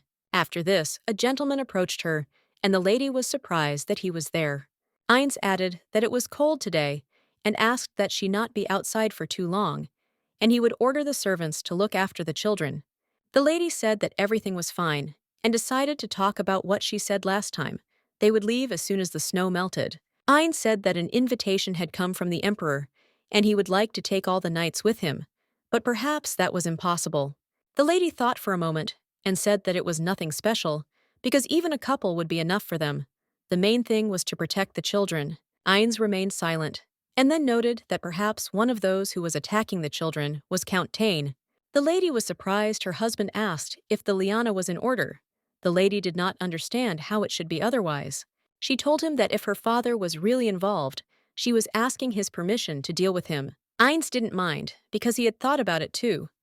After that, the gentleman turned away because he was flushed. Marion did not understand what was going on.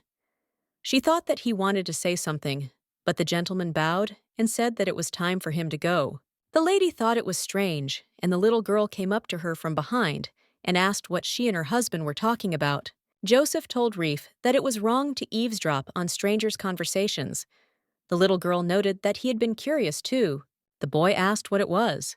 The lady was about to tell them about it, but perhaps it wasn't necessary. But the children asked her to tell them because they were very interested. Ines suggested that they all go to their grandfather together. Reef was very happy, but the boy was not happy. The lady asked him why he was not happy. Joseph said that he was happy, but he was afraid that something bad would happen. Marion took his hand and said that everything would be fine and that Ines would protect them. The boy asked if it was true, and the lady noted that he was very strong, so everything would be fine. That's for sure. It seemed like a blanket of snow was about to cover the entire world. Well, the snow melted faster than she could notice, and the day of departure to the capital arrived. The little girl ran to Asher and asked if he would go with them. The gentleman did not say that of course he would be happy to go. He took them in his arms, and the lady noticed that the children liked him, and he liked them too. Still they are happy they need to talk about adoption, but she is interested in how they will react to this. Reef called the master because she already wanted to leave as quickly as possible. The little girl quickly called him into the carriage and asked him to put her in there. When he took the baby in his arms, she was very happy. The gentleman noticed that her brother was a little sad, so he stroked his head. Afterwards, he turned to his wife and remarked that he was surprised that she was already here. Merhin decided to ask if everything was ready for departure. If he hadn't said that, 13 knights would be going with them, including Sir Arito. Asher will go with them in the carriage. Merrin asked Reef to get off because Ainz is having a hard time, but the master said that everything is fine. The baby is light, so it is not difficult for him. Reef already wanted to quickly get into the carriage. Ainz asked the little girl to sit properly so as not to fall. The gentleman also helped Joseph climb up, and the boy was also very grateful to him. And before the ambulance, I noted that at first, he didn't know how to behave with children, but now everything is different. She wonders what has changed. While she was lost in her thoughts, the gentleman was already inviting her into the carriage. Merhin froze for a second. She tried to refuse, but the gentleman pointed out that the step was too high, and it would be difficult for her to get up on her own. Therefore, the lady realized that nothing could be done, and gave her hand to her husband.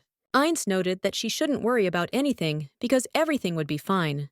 The way he holds her hand, Ainz is lying to me, and she doesn't have to answer him. Thus began their journey. On the first day, there was a threat of monster attacks. Well, with the help of Asher's magic, everything worked out, and no one even noticed anything. The next day, I got upset because it was time for them to go, and the little girl wanted to play in this village some more. The move was long. Go get tired. Asher seemed so many wonders, and they are still bored. Reef agreed that magic was interesting, but she wanted more. Usher told the Duchess he would have to leave. Lord said he frightened her. Asher apologized and expressed surprise with you that the lady was seeing levitation magic for the first time. Anyway, since they don't know when the monsters will decide to attack again, they take turns standing guard today. It's Ainz's turn. The little girl was upset that Asher would not go with them. The magician could not do anything about it. He asked that the children not get too bored, because they would still be able to see the magic. Well, they didn't understand how Asher gave them a book, and said it was a magic book, and they would have to study it themselves. There were many wizards in the Leaf family, so the siren was the first of the family who was able to read all the secrets of the Escalating treasure. The fact that Asher gave Reef this book can only mean that she has magical abilities. Asher asked the lady if she wanted to study magic with him. The baby was shocked with you that she can do this, and if so, then she really wants to. The lady turned to Asher and asked if he was really giving her his magic book. The magician told the lady that she knew he was the best magician in Rhinesvine. The lady confirmed this. He understands magic better than anyone else, and she hopes that he will help the little girl in her studies. The magician was grateful that the lady trusted him. He told Ainz to get ready to leave, so it was time to get into the carriage. The gentleman turned away and told him to go himself. The man did not quite understand why the gentleman was behaving this way. Asher tried to deny something, but the gentleman said that he would go. Merhin thought that it was because the gentleman was comfortable with her. These words surprised Asher very much, and he said that this was not so, and on the contrary, his master was not like that. Reef told Asher that the carriage had stopped, and the gentleman remarked that it was very strange. He told Madame that he would be going out for a while, but the children thought it was not worth it. The lady hoped that everything would be fine. Reef asked the lady why he hadn't come yet, and she didn't even know what to answer them. It was already very late, so the lady herself did not understand where he was now, and did not want to believe that perhaps the monsters were responsible for this. The lady said that she would go for him. Reef began to say that she wanted to go too. Merhin told her that it was impossible, because it was cold outside, and she might catch a cold. She would be back soon, and they should sit here quietly for now. The children asked her to bring Ainz too. The lady did not refuse them. When she opened the door and came out, you saw that everything around was covered in blood. She didn't understand what had happened here. There is no damage to the carriage. The main thing is that the children do not suspect anything. All thanks to Asher's magical counting and Ainz's protection from the outside. A knight approached her and asked why she had left. The lady asked him if he had been wounded. Sir Zet said he was fine. None of the knights were seriously hurt. The lady asked if he could take her to her husband, and he said where they needed to go. They came up and heard Asher saying that the master needed to stop being stubborn, or things would only get worse. The lady noted that there was blood on him, and believed that he had been attacked by a monster. The Duke turned to Merhin and began to ask why she had gotten out of the carriage. He would ask her to come back. If she got too close, everything would be bad. Merhin didn't understand where she should return to, because he was simply asking her to leave and leave him like this. Asher asked the lady to persuade the gentleman to return as well. He wanted the lady to tell him something because he was very stubborn and he was badly hurt. Asher used healing magic, but he won't be able to stop the bleeding if he opens up early. But he still doesn't plan on riding in the carriage. The Duke said he would ride a horse. The man tried to explain to him that he would be opened early. Merchant asked him not to be stubborn. Ein said that he does not do it. The lady got angry because he argues again. She asked Asher if he could go and take it. They will put him in the carriage. Asher said that of course he could, and naturally, he could protect them from the outside. Merhin called her husband to follow her and gave him her hand. Ein said that he was fine, and the lady said that she knew, but he didn't understand why she was behaving like that then. The lady is just fine with me, so ask him to go. The lady said that he could lean on her, and so they walked to the carriage. Thank God the children didn't suspect anything and were already asleep. He was very tired, so he needed to rest. She told him that the children were sleeping so he could network as he liked. The Duke asked if he could open the window. Merchant noted that the cold wind would not do him any good. It's stuffy here. Eins asked if he stank because the smell was just awful. He smells of blood and rot. Merhin moved over to him and said that it wasn't so. He didn't smell of anything. Even now, when she sits next to him, the gentleman became embarrassed and blushed all over. The carriage continued to travel for some time before stopping in front of an inn. Although she saw that Asher tried to cure Eins, she doesn't know how successful he was. Since he said he was fine, there was probably nothing to worry about. Let him rest. Merhin decided to go to her room, but her husband came out and addressed her. She just came to ask if he was okay. Eins said he was fine. Well, that she would really go to her room like that, the lady was surprised. She didn't understand why he was saying that. A minute later, the little girl ran up to her and made her happy when she saw her mistress. Eins and Merchant were very embarrassed. The little girl was glad that Eins was there too. They asked the little girl where her brother was, and she pointed in that direction. Joseph said that he had lost to her in a snowball fight. Eins approached the boy and said that he could get sick this way, so he should go into the room to warm up. Reef said that she also wanted to follow her because she was cold too. Merhin asked Reef if Diana wanted to go with them too. The little girl said that she would go there too. She remembered and said that she would like to drink cocoa together with cookies. That night, the children quickly fell asleep, warmed up after the cold, and as soon as this happened, Eins left the room. The lady didn't expect to run into him at first, so she has nothing to be upset about. Well, easier said than done. The kids have already gone to bed without dinner, so they'll probably wake up hungry. She knew she had to go and ask for it to be cooked for tomorrow. When the lady was going out, she bumped into her husband. She was surprised when she saw him. Merhin decided to ask him what he was doing there. Eins said that Asher had set up a magical defense because they didn't know what might happen, and he also decided to go out on patrol with the knights. The lady was shocked because he was hurt. Even if he was healed, he couldn't move for long with such wounds. The gentleman noticed that she had also gotten up early. Merhin told him that the children would most likely wake up early and be very hungry, so he should ask for breakfast to be prepared. Eins suggested that he do it himself. The lady noted that he needed peace, and he went after her anyway. Merhin told him to look after the children instead of her. The gentleman said that for them, there is no need to worry so much. The knight greeted the lady. The lady was surprised that Poe was also here, but did not understand why. The boy said he was a knight. The master said he needed to make breakfast. It's already dawn, morning has come. They had already met at dawn in the mansion. Eins turned to his wife and said that if she didn't mind, he suggested that they go for a walk together. Merhin became embarrassed and asked again, then said that the children would wake up soon, so she needed to quickly prepare breakfast for them. So the lady left quickly right away. She was so embarrassed that she told him without even noticing it. The gentleman thought that he was in too much of a hurry because he even felt guilty. Their hearts circled around each other again and again, and the carriage continued to move. Asher told the master and mistress to look out the window because they had already reached the capital, where, by the way, there is a mansion belonging to the Reinsvein family.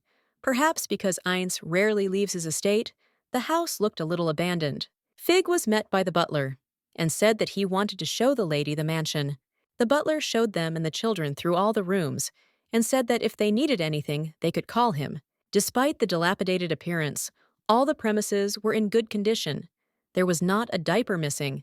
The children thought it was very beautiful and there was a lot of space. So the lady rejoiced with them. Suddenly, someone burst into the room and everyone wondered who it was. It was Grandpa. The twins were very happy. The gentleman took them in his arms and was very happy to see the babies. Marian was pleased to see them so cheerful. She can't even find a moment to join in. The gentleman was also pleased to meet Duchess Reinsvine. The Count remarked that she had taken excellent care of the children. The lady also greeted him and introduced herself. She figured he probably wanted to spend time with his grandchildren, so she could leave them alone. The gentleman said it was not worth it, but the lady wished them a good time and said she would leave. The grandfather was grateful the lady wished them a good time, and the children said goodbye to her. Sir Howarth is their grandfather after all, and she feels like she's out of place, so she decided to leave, after which her husband came up to her. Now he knew where she was. The lady said that she simply decided to leave and leave the children with the Marquise so as not to embarrass them. Ines had not yet discussed adoption with him.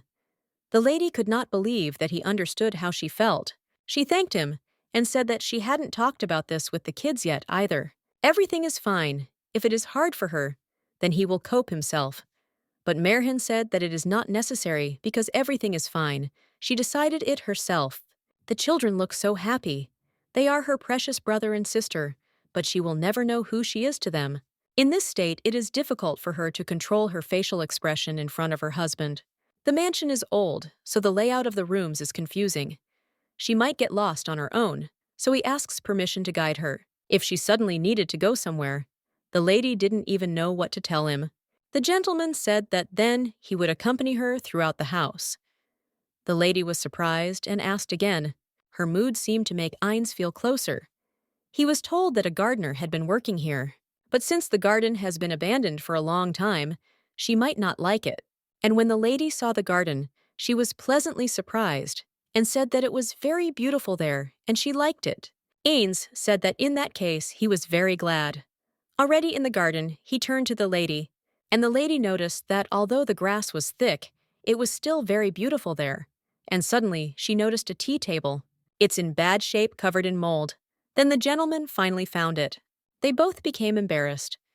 The lady noticed that it seemed she was walking too fast. The Duke didn't even know such a place existed here. Otherwise, he would have ordered everything to be put in order. Marian told him not to worry, because it could be done later. Serena and John are the children's parents, and she can't replace them, and the children will forget. They will come back here often, so that the little ones can remember their mom and dad when they miss them. And together with Ines, she must try for their sake. The lady said that she wanted to go to the Earl of Thine. In that case, the gentleman suggested that they go together.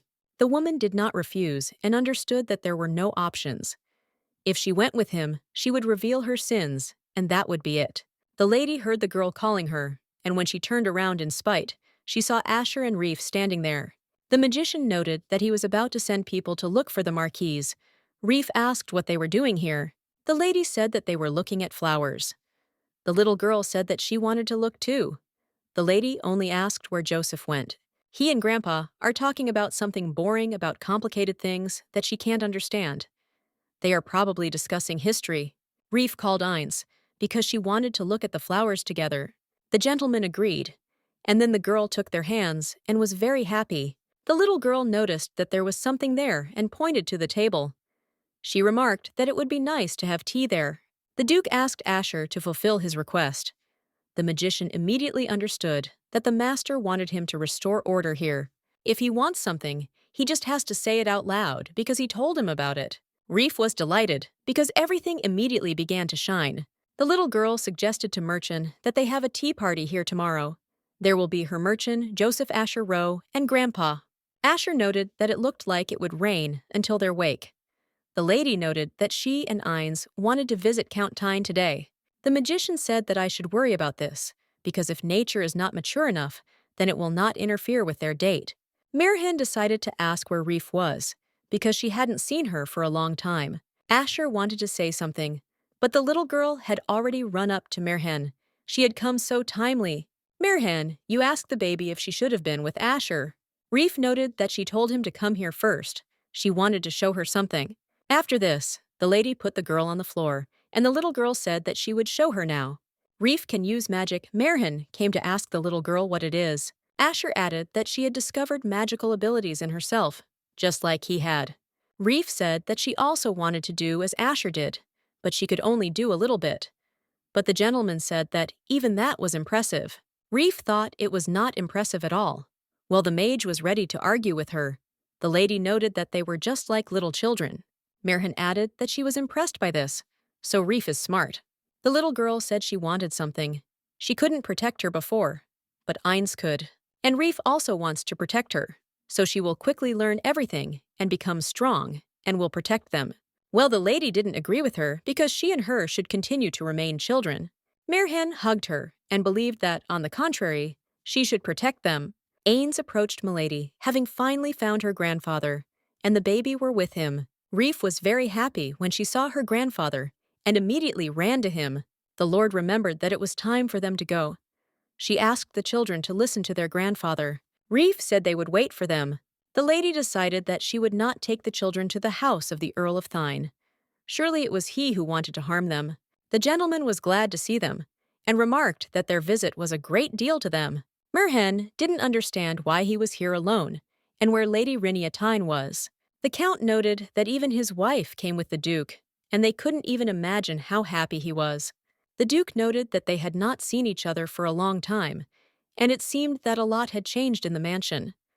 The Count noted that it had been 5 years since he left the estate. The term is short, a lot can change during this time. Merhin agrees with him here. However, before Merchen moved to the Duke of Rheinsfein's estate, the Tyne family was so ruined that it was not even possible to change the dinnerware. It's hard to believe that everything has changed so much here. But now she has to find out where the money for this came from. The Count said they could come through here inside too. Everything was different. Merhin didn't think that they would change the decor, only in anticipation of their newspaper with Ein Sis. The gentleman noticed that there was a portrait of Empress Idia hanging there. The Duke looked at his wife, after which she noticed that she looked very much like her. This surprised the lady. Idia Tain. She allowed the dragon of the East Eskaya to remain in the empire, which led to its prosperity. Eskaya is the tablet of all knowledge, wisdom, and the sword of the night. She received 3 treasures from the dragon, which she distributed among 3 noble families. The Count noted that it seemed the Duke had also noticed how similar Merhin was to Empress Idias. He then noticed that she was also popular in high society. Suitors from almost every family came to woo Merhin, but for him, the greatest thing is that his daughter married the Duke. It's just ridiculous he used Merhin to get more wealth. Well, when things didn't go according to plan, he locked his daughter in a room and called her a useless girl. Merhin thought it was just disgusting, and her head even started spinning. The Duke turned to the Count and said that it seemed his wife was uncomfortable, so he grabbed his hand. The Count apologized, not saying he was rude, but the Duke had gone a bit overboard too. Merchant told him that she was fine. Eins wanted to ask again, but the lady smiled at him. She said that she was sure that he was just glad to meet them, so there was no need to be too strict with him. The gentleman asked the Count to look at him, since recently there had been attempts on his own. The Duke himself did not notice how he became very hot-tempered. The Count said that there was nothing wrong with that. He is very developed, that there is such a strong relationship between them, and therefore suggested to simply continue. He pretends to be concerned about her, but he doesn't react to the news that she is being threatened. Eins also seemed to notice how stupid this man Count Tyne was. The gentlemen dined together, and Count Gavrilov was glad that the food was to their taste. It was prepared by their best cook. There are so many spices in it that it made you lose your appetite. The knight entered the room and asked the master for forgiveness, but he had something to tell him. Marin noticed that Eins's expression changed, so she assumed that something had happened. She didn't want to think about something happening to the children. The Duke informed Zhenya that he would have to leave and also asked for forgiveness from Count Thine. The gentleman said that there was nothing to worry about, and that they had not spoken alone with the Duchess for a long time. Ains looked at Milady and wanted to ask her again, but the lady said that everything was fine, so he could go. The Count remarked that they seemed to get along well, and everyone said that he was as cold as ice. Well, the father is glad that everything is fine with her and him.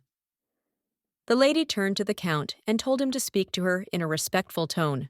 The man immediately became agitated and asked what she had just said. After that, he calmed down and asked the Duchess for forgiveness. He was just very happy to meet her after so much time. Surely his attitude towards her changed because of Ainz. Apparently, because everything is good between her and her husband, she made her father behave differently towards hers. She noted that she was also very glad to see him, and that he seemed to be doing well here.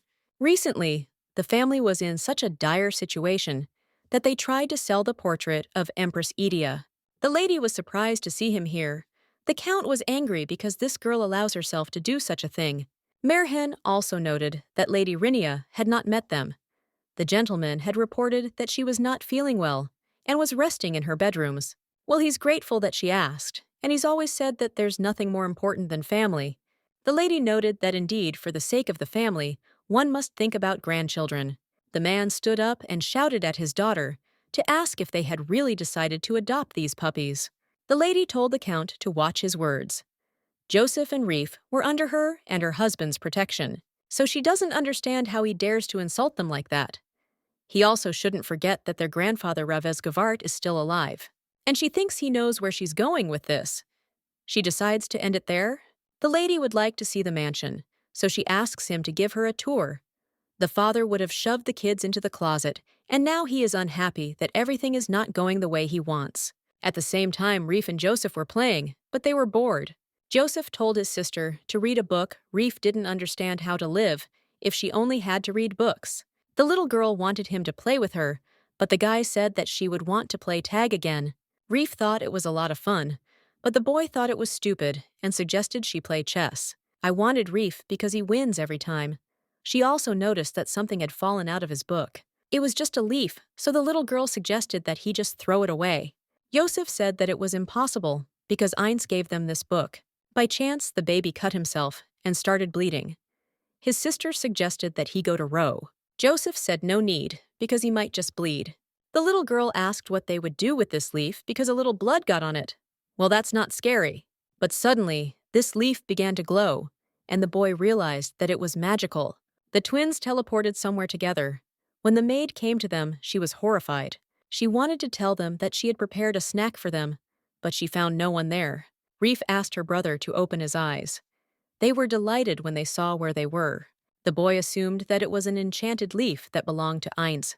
Reef said that in that case they had entered his secret world, but Asher's book said that only wizards could have their own secret worlds. So it's not entirely clear who created this place.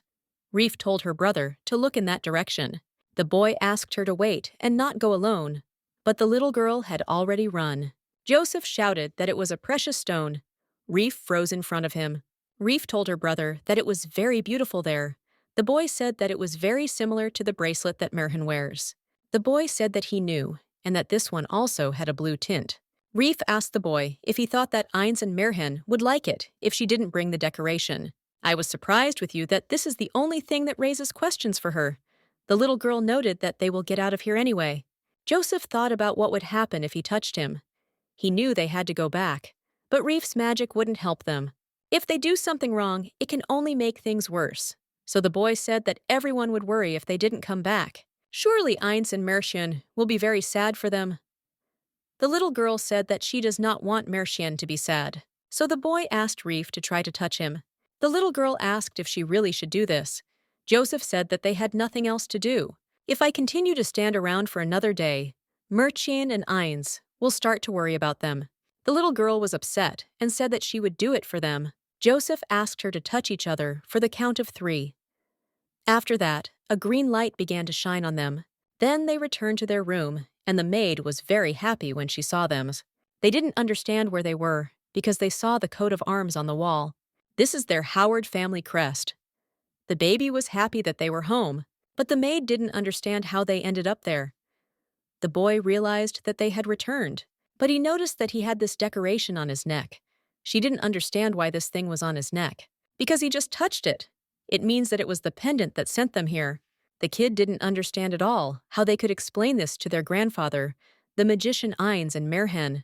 The grandfather burst into the room and called the children. The little girl threw herself into his arms. He said they were hooligans because he was so worried about them. The little girl said she was scared too. Joseph took a piece of paper and then moved them to a strange place. Grandfather was shocked and asked again what it meant. Reef noticed that there were falling stars everywhere. The Count did not understand at all what she was talking about, and Asher approached the lady and asked if she remembered the book he had given her. The man asked what she was doing if she didn't want to get caught. Reef said that she needed to hide. Grandfather asked what it meant and why she needed to hide. He also wondered what that blue light was. The baby said that it was nothing special, and that it was her and Asher's secret. Joseph was worried. Reef told her grandfather that she was hungry. She played all day and was very hungry.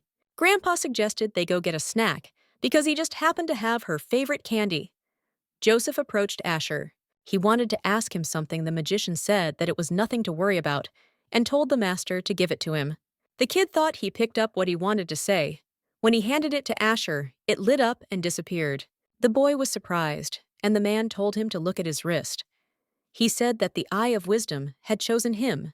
The Count asked the Duchess how she was. Everything here had changed beyond recognition, and he wondered if it seemed that way to her too. Now, having achieved greatness for their family, he can die in peace, knowing that his descendants will not be ashamed of him. The gentleman noted that she had heard that the family business had closed, and she assumed that it had cost the Rhinesvines dearly. The Count hesitated and said that it wasn't that expensive, but that much. He thought that she was very impudent. Suddenly, a woman addressed her. The Count was very frightened when he saw that his deer had left. The woman asked if she really was Merchant. I didn't understand why she came out. The woman said that she heard the news that a woman had taken in Howard's children. The woman said that she missed her very much. Grob noted that she did not know that people would come to them, so he asked her to stop making noise and go back to her place. According to Merhin's memories, this woman is as much a burden to the family of secrets as Merhin is. The wife of Count Renaya Tyne.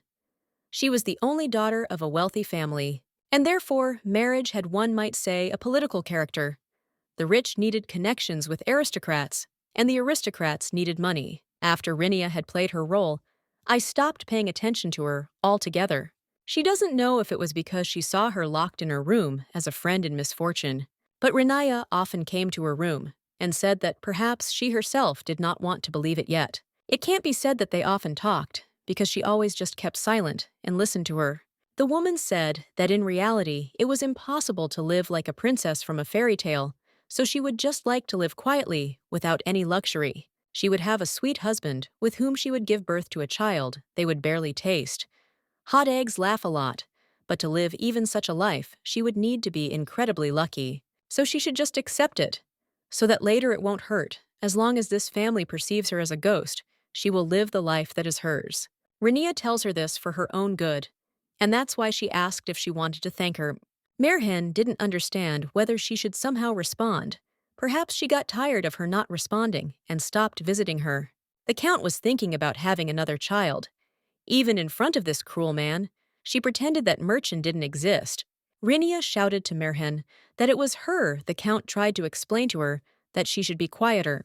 The woman broke free and screamed that she wanted to see her, after which she burst into tears and ran towards her. Merhin was shocked by Rinia's expression. It seemed very familiar. This is what a person who is grieving the loss of a child looks like. Pain and despair in every look. Merhin would really not like to be reminded of this. When she opened her eyes, you saw your husband in front of you, holding this woman back. He remarked that he felt they shouldn't stay there. He took his wife by the hand and asked her to get into the carriage first. The woman tried to stop the Duke. The gentleman did not know that the Countess was also in the mansion. He said that he did not try to hide her. She just came out. The Duke said that there was no need to explain anything to him, and he did not need his answers. They could meet at the memorial ceremony. Ein said that it was time for them to leave, so they would leave. After that, they went to the place. The lady was surprised and did not understand why they were at the Govert mansion, because they were supposed to return to their place. The gentleman said that Asher spoke to him, and according to him, it is safer here. The lady did not want to believe that, while they were visiting, someone had attempted to harm them, and asked what was wrong with the children and whether they were okay. The gentleman said that no one had attacked, and there was no need to worry. After that, the lady noticed that the little girl was running towards her and calling her. Reef welcomed her to her home. The lady immediately jumped up to her and asked where Joseph and Marquise Revez were. The little girl said that her brother is now with Asher, and they are heading in that direction. And Grandpa Raves is in his office. The lady looked at Joseph and realized that something was wrong. Merhen asked Asher to tell her in detail what happened to the children during their absence. And for some reason, he kept looking at Ainz. And then she said that there were problems with the protective barrier above the mansion, which is why he had to urgently send the children to the Howard estate. He asked the Duchess for forgiveness. Despite his unusual politeness, and the fact that Asher was basically never wrong, she did not ask any questions. Merhen suggested that the children go inside to play. The main thing for her was to take care of the children who must have been the most scared. Ainz realized that they had disappeared and ended up in the place where the Eye of Wisdom is kept. Asher is not sure, but judging by the words of the young master and mistress, this is so. But he didn't understand how they managed to get there. The magician said that in the book that Mr. Joseph was reading, there was a piece of paper with an invisible magic circle. Ainz remembered that John gave him that book, and he tells me who thought what. It seemed that these two had not received the Eye of Wisdom. When he saw them, he did not notice anything strange about them. The Duke asked what His Excellency thought about it. Asher noted that he too was puzzled by the situation. The gentleman asked what the chances were that they were not chosen as the owner. Otherwise, why didn't they bring the eye with them if they got to where it was kept? The chances are great, but in that case, there is a problem with the continuation of the Govart line. Mr. Raves is currently in his office studying the records. Ainz understood and noted that they should discuss this matter together. But the magician tried to stop him. He asked what to do with it since it was still on him. Ainz asked him to sort it out before the memorial ceremony. Asher understood that he simply had no choice, and said that it would not be difficult for an experienced wizard like him to hide and make that box. Only he doesn't understand why he's doing this and why he brought this box here. Ainz said that it was not he who did it, and this surprised the magician. The children handed the box to the gentleman and said that Merchant should not know about it because they had prepared everything in advance. There is no one to receive the letters they wrote to their parents here now. If they continued writing, Merhen would become sad, so she and the children decided not to burn the letters. Merhen would be even more upset if he found out that they did this, so they came up with the idea of hiding everything. None of them wanted to see her sad. The children said goodbye to her and said that they would go to their room to sleep. Reef didn't understand why this was happening and asked her brother if she could sleep with Merhen. The boy noted that they hadn't been home for a long time, so they should go to bed in their own room. The lady asked if they should go to bed too, but the gentleman said that he still needed to discuss something with the Marquise Raves. She could go and rest. Merchant thought maybe he wanted to talk about that. Well, he said he wouldn't talk about handing over custody of the kids. He will only raise this topic after she talks to the kids, so she shouldn't worry about going to bed. There will come a time when they will discuss adoption with the children, but they have long noticed the distance between her and Ainz. They probably haven't had time to come to terms with their parents' deaths, so maybe this conversation will make it harder for them. She's going through so much. Suddenly, Merhen screamed, and her husband immediately burst into the room and asked if she was okay. The lady herself was scared of him and said that everything was fine, and she was just scared because of the insect. He asked which one, but the lady noted that she was probably frightened by her scream and flew away so he shouldn't worry. Asher noted from the window that he was shocked with you that she was so afraid of bugs. The lady asked him in horror what he was doing here so late. He heard screams and came. Asher actually works at night and was just casting spells on the mansion. She must have been very scared because she turned very pale and looked like chalk, but he was sure that everything was fine now. Merhen said that she was feeling better and asked if that meant the protective spell was working again. Asher noted that for a mage of the Reinswein family, such spells were nonsense. Merchain noted that it turned out that tomorrow they would return to the Reinswein mansion again. Asher told her that before that, he would ask again if it was definitely okay. Merhen tried to answer that everything was fine, but she failed, and for some reason, tears began to flow down her cheeks. Asher turned to the Duchess and said that everything was fine, and she could tell him. The lady said she was not okay because she was not okay at all. She did not know why Renia addressed her like that. The lady did not understand why everyone spoke her name so calmly. She is not Merhen, but her memories constantly haunt her. As long as the memory of the second personality is alive, it will never be happy. The woman said that she needed to get rid of Renia. The magician asked if the lady would like to go somewhere with him in that case. The lady asked him where he was taking her. There is a catchphrase from a country that has long since disappeared. The bull needs to have his horns cut off before he starts butting, so you need to do something now so you don't have to worry about it later. Merhin came to Rinia and was very surprised when she saw her and asked if she was really Merhin. Zashchina screamed that she was to blame for everything, and it was all her fault. Merhin tried to calm her down and asked her not to scream. Rinia continued to ask her to return her child. Merhin was surprised. After that, they put her to bed. Merhin hears for the first time that she has a child, because there was none when she lived here. The lady needs to know what happened to her, so she asks Asher to help her. Ains went to his wife to ask what was wrong. He noticed that when he returned, there was no one there, so he decided to ask if she was with Asher.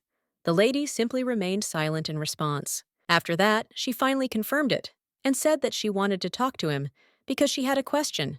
She needed to know if the Count and Countess had a child. Rinia blurted out and asked for her child to be returned to her. She was sobbing almost hysterically, and she could hardly understand her words. Merchant wants to know what happened. Ains said that there was a child, but it died before it was even 10 days old. Merhin didn't understand what she had to do with it, and why this woman was asking her for such a thing, since she didn't even know that they had a baby. The gentleman told her that it was already late, so she should rest. Ains promised to try to find out something about it, and asked her to go to bed. Asher came to the master because he called him Ains, asked him if he was in his right mind. The man noted that the gentleman was busy, and he was simply accompanying the Duchess in his place. Ains asked him not to make his wife nervous unnecessarily because he did not want to complicate her life even more. So he asked Asher to stay away from her for a while. The magician was surprised. He shouted that this was too much because he was protecting his house day and night. Balya, this he took his wife to the Countess of Secrets. And also he must find out what happened to her. Ains ordered to find out everything about the child who was said to have died. Asher understood that this was not a request, but an order. The gentleman noted that he was indeed right, and that this was an order. A few days later, the lady was informed that guests were waiting for her outside, so she should go out to them. They introduced themselves as members of the family of secrets. This is Rinia. The children went out with the lady, but Merhin told them to go play with Azette. She also asked that they not be naughty and not hurt each other. Reef said that she would be the first to search. Rinia turned to Merhin. The lady asked to follow her, because it seems like they have something to talk about. The woman tried to talk about her child right away, but Merhin turned to her and said that, first of all, she would say that she does not have this child. The woman screamed that this couldn't be happening. Merhin said that if they told her that they had him, it wasn't true. Ains found out everything. Her child died 10 days after birth. Rinia said that it was all wrong and her child was not dead. She doesn't have to return him if she doesn't want to. She just has to say if he is okay. The lady asked her to tell her what had happened. Ains asked if it was all true. Unfortunately, the Countess's child had fallen into the hands of slave traders operating in the county. He said that Ian was adopted by the Duke. Her own husband told her this. Although she lives on the edge of the forest, this is the land of Rhineswain. She wanted Ian to live a happy life, but at that time, things were going badly for them, and they were having a hard time. She thought that things weren't so bad since she lived there, so she agreed to give her son to the Duke. Well, she never heard from her son again after that. She wrote letters asking him to tell her how he was doing, but there was no answer, and she even sent servants to them. However, no one ever came back to her. All this time, despite everything, she believed that everything was fine with him, until she found out that the children of the Marquis of Gavart had come to live with them. As soon as she found out, she went here. She said she couldn't let those children, Reef and Joseph, stay here. Her husband was going to kill them, just like he had taken her son. At that very moment, the Count ran up to her and shouted that she was lying, because his wife had gone mad with grief, and she would make her own life difficult if she believed her. Marin said that it was up to her to decide whether to believe her or not. From now on, he would answer her questions. For example, who was this Ains to whom he gave the child? The Count did not understand how she dared. How could anyone from this family suspect him of something like that? He shouted that they were nobody. And for him, she was the same as the beggars on the street. The Count took out a knife, and everything was covered in blood. When the lady opened her eyes, she saw that he was impaled on a sword. Her husband did this and asked Marin if it had hurt her. Two victims. When he arrived at the scene, they were already dead. Ines asked Merchant how she was. The lady burst into tears. After this, the lady sat and cried in her bed, locked away from everyone. She was thinking about her brothers and sister, and suddenly the children called her and asked if she was there. They asked what happened and why she hid from them. Merhin said that nothing, and that she was just a little tired. Reef said it wasn't true because she was crying there. But you offended your brother and sister next to you. If she doesn't want to tell, and they don't force her instead, they will guard her until she gets better. Reef told her not to worry, because they wouldn't let anyone in here. Merrin asked them if they liked her, and the children in unison said yes. Reef noticed that she liked her even more than the sky and the earth, and the boy liked her even more. The children began to argue about who really liked her more. Merrin said that she likes them as much as they like her, although even more so. That's why she wants them to grow up safe and healthy. Merhin sat down next to them and asked if they would mind becoming her and Eins's children. They will be able to return here whenever they want, and they can return to the Marquis of Gavart's family at any time. But only for protection. They will temporarily take their last name. The children immediately said that they agreed. They liked this idea very much. Joseph did a lot of things that made the lady cry. She hugged the children, and the next day, the gentleman told her that the Count said that the boy had suddenly died. And the Countess of Secrets could not give more information. But the lady wanted to know what had happened. What really happened to Ian Rinia's son. The gentleman said that he had just met with the nanny of young Mr. Ridien. The lady realized that Ian was a shortened name. He had heard that all the servants and the Count's estate had been replaced after he had been taken away. Their dismissal alone was too cruel an act, but after that, servants began to disappear without a trace. Ridiena's nanny left burns on her face so that no one could recognize her, and she said that the boy was alive. Sometimes everything around Ridiena would start to glow purple, literally. The lady was shocked and noted that it was magic. The Count did not want anyone to know about his son's magical abilities. Ines promised the Countess to find her son. Apparently, he is now living under a different name. If they had a child with magical abilities, then Count F would like to tell everyone about it. He is only interested in power and influence, and a magician's son would be a great opportunity to improve his reputation and place in society. The lady asked if they could make the imperial family their enemies. Ines said that of course they could, and there was no trace of doubt in his gaze. Well, for some reason, Ines trusts her unconditionally. She is terrified of the thought that she might betray his trust. Merhin said she had spoken to the children, and she did not agree. They were so used to the silence between them. The lady asked him to arrange everything with the Marquis. The man stood up and said that he would do so. But now this silence made them uncomfortable. Merhin called him again, but she didn't understand why she called him to look at hers. Merhin told him that she had been avoiding him all this time because she was afraid. She left with that and said she just wanted him to know. When she came out, she was out of breath. The servant turned to the master, and he asked what was the matter. He wanted to report that Mr. Sillon had become much worse. The gentleman ordered him to repeat it, because he is sure that just yesterday he was told that he was getting better. The servant asked for forgiveness, and whether Duke Reinswein and his wife had arrived to meet. The servant confirmed this and noted that they were now staying at the Govart mansion. The man ordered them to send an invitation, and the servant was very surprised. The gentleman asked if he should repeat it, but the servant said that it was not necessary, and that he would do it right away. Well, it's quite possible that someone will die soon. Reef was very pleased with her purchase, and told Merhin that she had bought it. The lady thought it was a book of fairy tales. Asher asked if he, a poor wizard, could get a raise, because if they knew how much the book cost, they would be shocked. The little girl and her brother were absolutely delighted when they saw this book. Ines asked Asher to tone down the joke because it was embarrassing his wife. The magician only said to look at how cold his master was always. Ines noted that the little ones needed some clothes. It seemed that they would soon outgrow these, and it would be nice to get some new ones. Reef said that she wanted all of this princess's dresses. Joseph said that his sister was greedy, but she didn't agree. Ines offered his hand to his wife to help her up. After that, they went to the studio and were greeted by Madame Elise. She assumed they were the Reinswein family. They were very happy to help the gentleman. She heard that they wanted the young master and young mistress clothes to match. So you just came and told them not to worry. because they would do everything in the best possible way. When the lady brought them into the room, the Duchess was shocked. Madame believed that she was there for the first time. Their store is full of magic stones. They move them wherever the guest wants. And this is the pride of their store. Madame said that this place is the hill of Askaya's first love. Asher asked again, whose first love. Madame was surprised, and asked him who he was. They have 4 seats reserved for members of the Rhinesvine family. The magician turned to her and said that she should be more polite to him. Ines asked him to wait outside, but the magician said that he had always been by his side since childhood.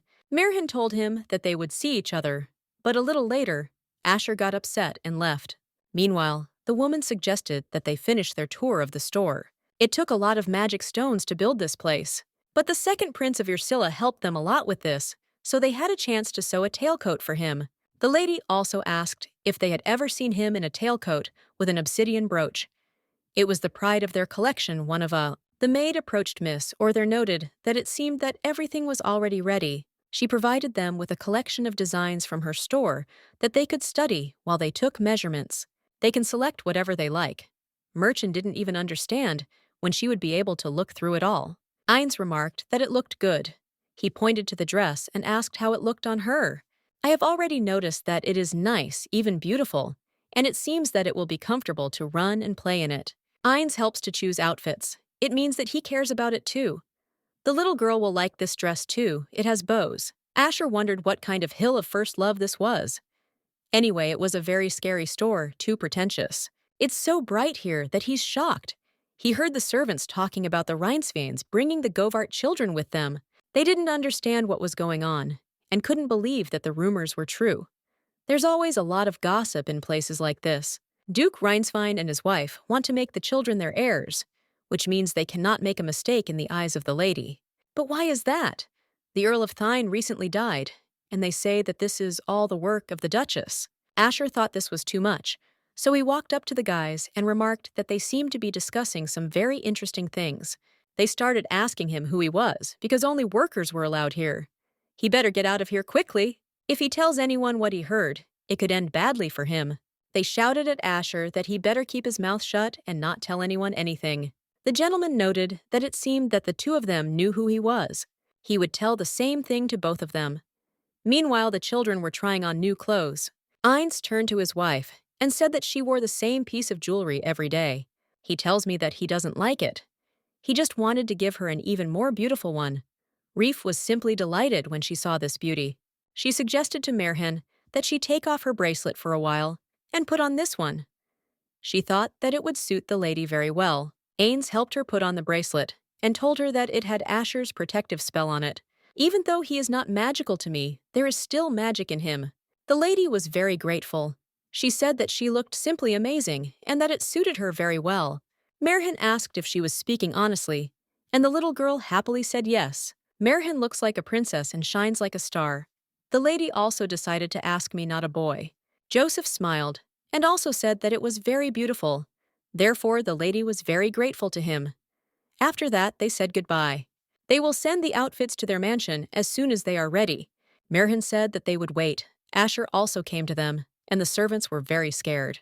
You have already heard the servant say that he refused to return until he saw his master and mistress. Merhan decided to come up and ask what was going on. The imperial family sent an envoy. Merchant was surprised when she heard about this, and in the meantime, a man had already approached them and greeted the Duke and Duchess of Rhinesvane. The ambassador reported that he had been sent by the second prince, Marcel Dion Ircia. Ines remembered who the second prince of the empire was, Harsel Dion Irsila. The young lady and her brother were tired, so the lady said that they could go to bed. The gentleman asked if the prince had said anything in his message. He wrote that he was definitely expecting an answer and wanted them to read the letter together. They want the Govart children to live comfortably in this cage. Ines was horrified when he read this. Merhan wondered if he could wait a little longer, and the ambassador said that he could. Ines said that this information could not have leaked. You can count on one hand the number of people who know that they want to become guardians of the little ones. The imperial family had clearly done their best here, so he decided that he would sort it out completely. Merhan told him that everything was fine and that he shouldn't worry so much. She suggested that he calmly read the letter again. She again remembered how her father said that, for him, they were nobodies and the same people as beggars on the street. Just like she asked if they could make the imperial family their enemies. She has too many doubts, but she is sure of one thing. They are obliged to protect the children. The little ones were very happy when they looked out the window. Merhen was glad that they liked it. The children had never been to the palace before, so they were very happy. Merhen was a little upset when she remembered that the letter said for security purposes that only the commander of the knights is allowed to be taken as an escort.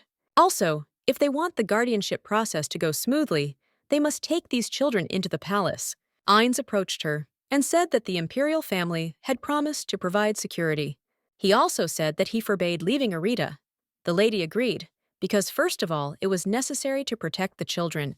It's okay, they don't need to worry. Ainz was shocked by her answer. They arrived and the lady asked the Yozifa how to behave in the palace. The boy said that he should hold her hand and not let go. They also asked Reef what else they couldn't do. The little girl said that they couldn't use magic just like that, because there were a lot of bad people in the palace. Merhin noted that everything was correct, and they both remembered everything well. The man met the dukes and said that they were expecting them. Therefore, they could pass. The man said that His Highness Prince Harsel would like to have a little chat with them, so he takes them to his reception room, but the prince ordered him to take only the duke to him. Ainz asked if this meant that he wanted to see only him and no one else. Merhin told Ainz to go. He shouldn't worry because she would be with the children and they would be able to get to them so easily. Besides, Sir Rian is here too. Sir said he would accompany the three of them. Ainz agreed and said that he would be back soon. The little girl saw a portrait there and said that it was Merchan, while her brother said that it wasn't Merhin, because the person in this portrait is Empress Edia. The little girl said that this woman looked very much like Merhen. The lady noticed that in the portrait, the lady was wearing the same bracelet as she had. The man noted that it was immediately obvious that they were from the same family. The servant behind bowed. His Highness had come. The prince said he could sit because he would be accompanying them personally. It was the prince. And their first meeting, the man introduced himself as Harsel Dion Irsilla. He was very glad to meet the Duchess. Now the lady knew what the second prince of Irsilla Harsel looked like. Well, then it's unclear where Ainz went. That's why even the knight tensed up. The lady greeted the second son of the empire. He noted that this portrait was only in the imperial palace. No one had made reproductions. So you can't confuse her with anyone else. The children are quite smart, since they realized that it wasn't her. Merhin told His Highness that she would like the children to see the history of the Irsilla Empire with their own eyes. She was sure that he didn't mind, and the gentleman said that, of course not. Harsel told Kasim to show the young mistress and master the imperial palace. The lady asked Sir Rian to look after the children, but he tried to tell her something. Merhin told the children not to move away, or let go of her hands, and not to misbehave. If something happened to the Duchess while he was gone, he would not be able to look the gentleman in the eye. The prince noticed that she took good care of them because stepmothers often abuse their children. He is evil. The man in front of her can be described in one word. He began here that the emperor said that the conversation with the duke would be long, and so he asked him to meet the lady. He also asked for forgiveness for not being able to greet them from the very beginning. Merhin asked His Highness to tell him honestly how he knew that they were going to adopt these children. Harsel noted that there have been many rumors about this in high society for some time now after the children left with Ainzi. The aristocrats cannot believe that Duke Rheinswein really wants to adopt children, and somehow unexpectedly a trial began, which concerned Count Thine, so he decided to check whether it was true or not. Besides, the Duke had left traces when he searched for information in the archives of the Empire.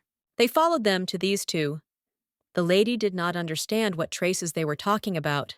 Count Thine said that she was like a flower that you just want to put in a vase to decorate your room with. And he called his daughter the reincarnation of Empress Edia, and he certainly didn't expect that. You have to look hard to find a man as impudent as the Count. However, now that they had met, he understood him, understood why the Count was so trembling with excitement because of these rumors. In the end, they decided to adopt them, but he decided to ask how they would be able to hug these children as if they were their own. Reef shouted to Merhin that they had arrived, and her name was telling her that they had been told to be quiet. The lady was glad when she saw the children. The gentleman did not understand how else, and considered it obvious. The children told her that the palace was simply magnificent, and they walked around it all. Merhen didn't understand what was wrong with her holding her younger brother and sister in warm embraces. The servant informed His Highness that the Duke's carriage had left the palace. The master told Kasim that it was a good job. He also asked, what about the children? He didn't notice anything special. It seems they don't have the treasures of Askaya. In the gallery where the relics of the imperial family were displayed, the young master reacted strangely to one thing. It seemed that most of the relics were of no interest to him, but for some reason he could not move away from the portrait of Empress Adia. He has a keen eye for the child, so they have problems. Harsel also asked about the gift for the Duchess, and the servant reported that it was already ready. He asked the servant to bring it to her at dawn so that she would understand its meaning.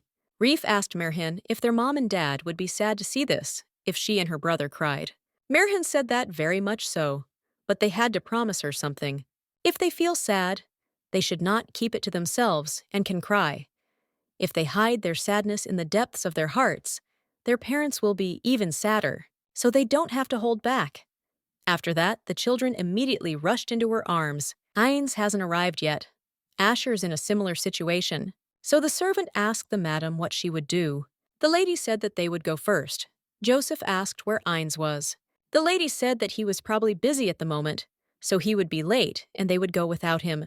If she is seen on trial with the children, but without Heinz, you who love to make a fuss will start spreading rumors. Well, the lady decided that they could say whatever they wanted, fading away in general that the emperor asked to give her this gift. She said to give it right before the memorial service. This was unexpected for Merhen. The emperor was the fact that he couldn't even greet her, so he gave her Empress Edia's bracelet. She thought it was strange. Which she always wears looks exactly like the empress's bracelet. The emperor could not have given her such a bracelet, which means the second prince did it. Reef noticed Ains. The lady remarked that she was surprised that he had arrived before them. Ains said that things were easier than he thought, so he suggested that they go already. The gentleman told the children that they should pay attention to someone, because they were children of the Howard family, and now they would bear the surname Reinswein. They don't have to worry about what others think. Well, they were sad anyway. There is nothing more painful than losing a loved one. Today, they are here to remember what their loved ones leave behind. Joseph and Reef cried in front of the graves. They gathered to remember how they loved them and what love they gave in return. Merhen ran to the children and hugged them. The memory will remain in their hearts forever. The lady was glad that the children calmed down quickly, and her husband noticed that she was wearing a different bracelet than the one he had given her. The lady said that it was a gift from the emperor, and it looked exactly like the bracelet she usually wears. Ains shared when she heard that this gift was from the emperor. In fact, it was given to him by the prince, but he also hid behind the emperor. When Asher returns, she wants to say that she will ask him about this bracelet. Ains was surprised with you that he could not answer this question. The lady asked again what he meant. Merhin said that only a magician could answer this question. The husband understood her, and after that, they decided to go further. Suddenly, the lady decided to look at the children and was shocked when she saw what was happening there. The lady called the children to her. She said that it was time to return, so they should get into the carriage. Reef said that her mother didn't like these flowers. Marin asked what flowers they were talking about. The little girl was talking about the flower that they gave to Mom and Dad. Joseph said that this flower is called a chrysanthemum. Reef said that she didn't know, and that her mother didn't like them anyway. She asked Merchant and Ains if they would bring them more flowers, because she wanted to get different ones next time. Ains said that if they wanted, they could stop by the flower shop right now. The children were absolutely delighted and said that they wanted to give their mother a cineraria. Reef was thinking about what other flowers she could give her mother, and the lady felt something strange. Reef wanted to buy red and rainbow ones. Joseph told her that rainbow colors don't exist. Ains told his wife to come down and stood with an umbrella. She remembered. She saw Merhin screaming for her child to be returned to her.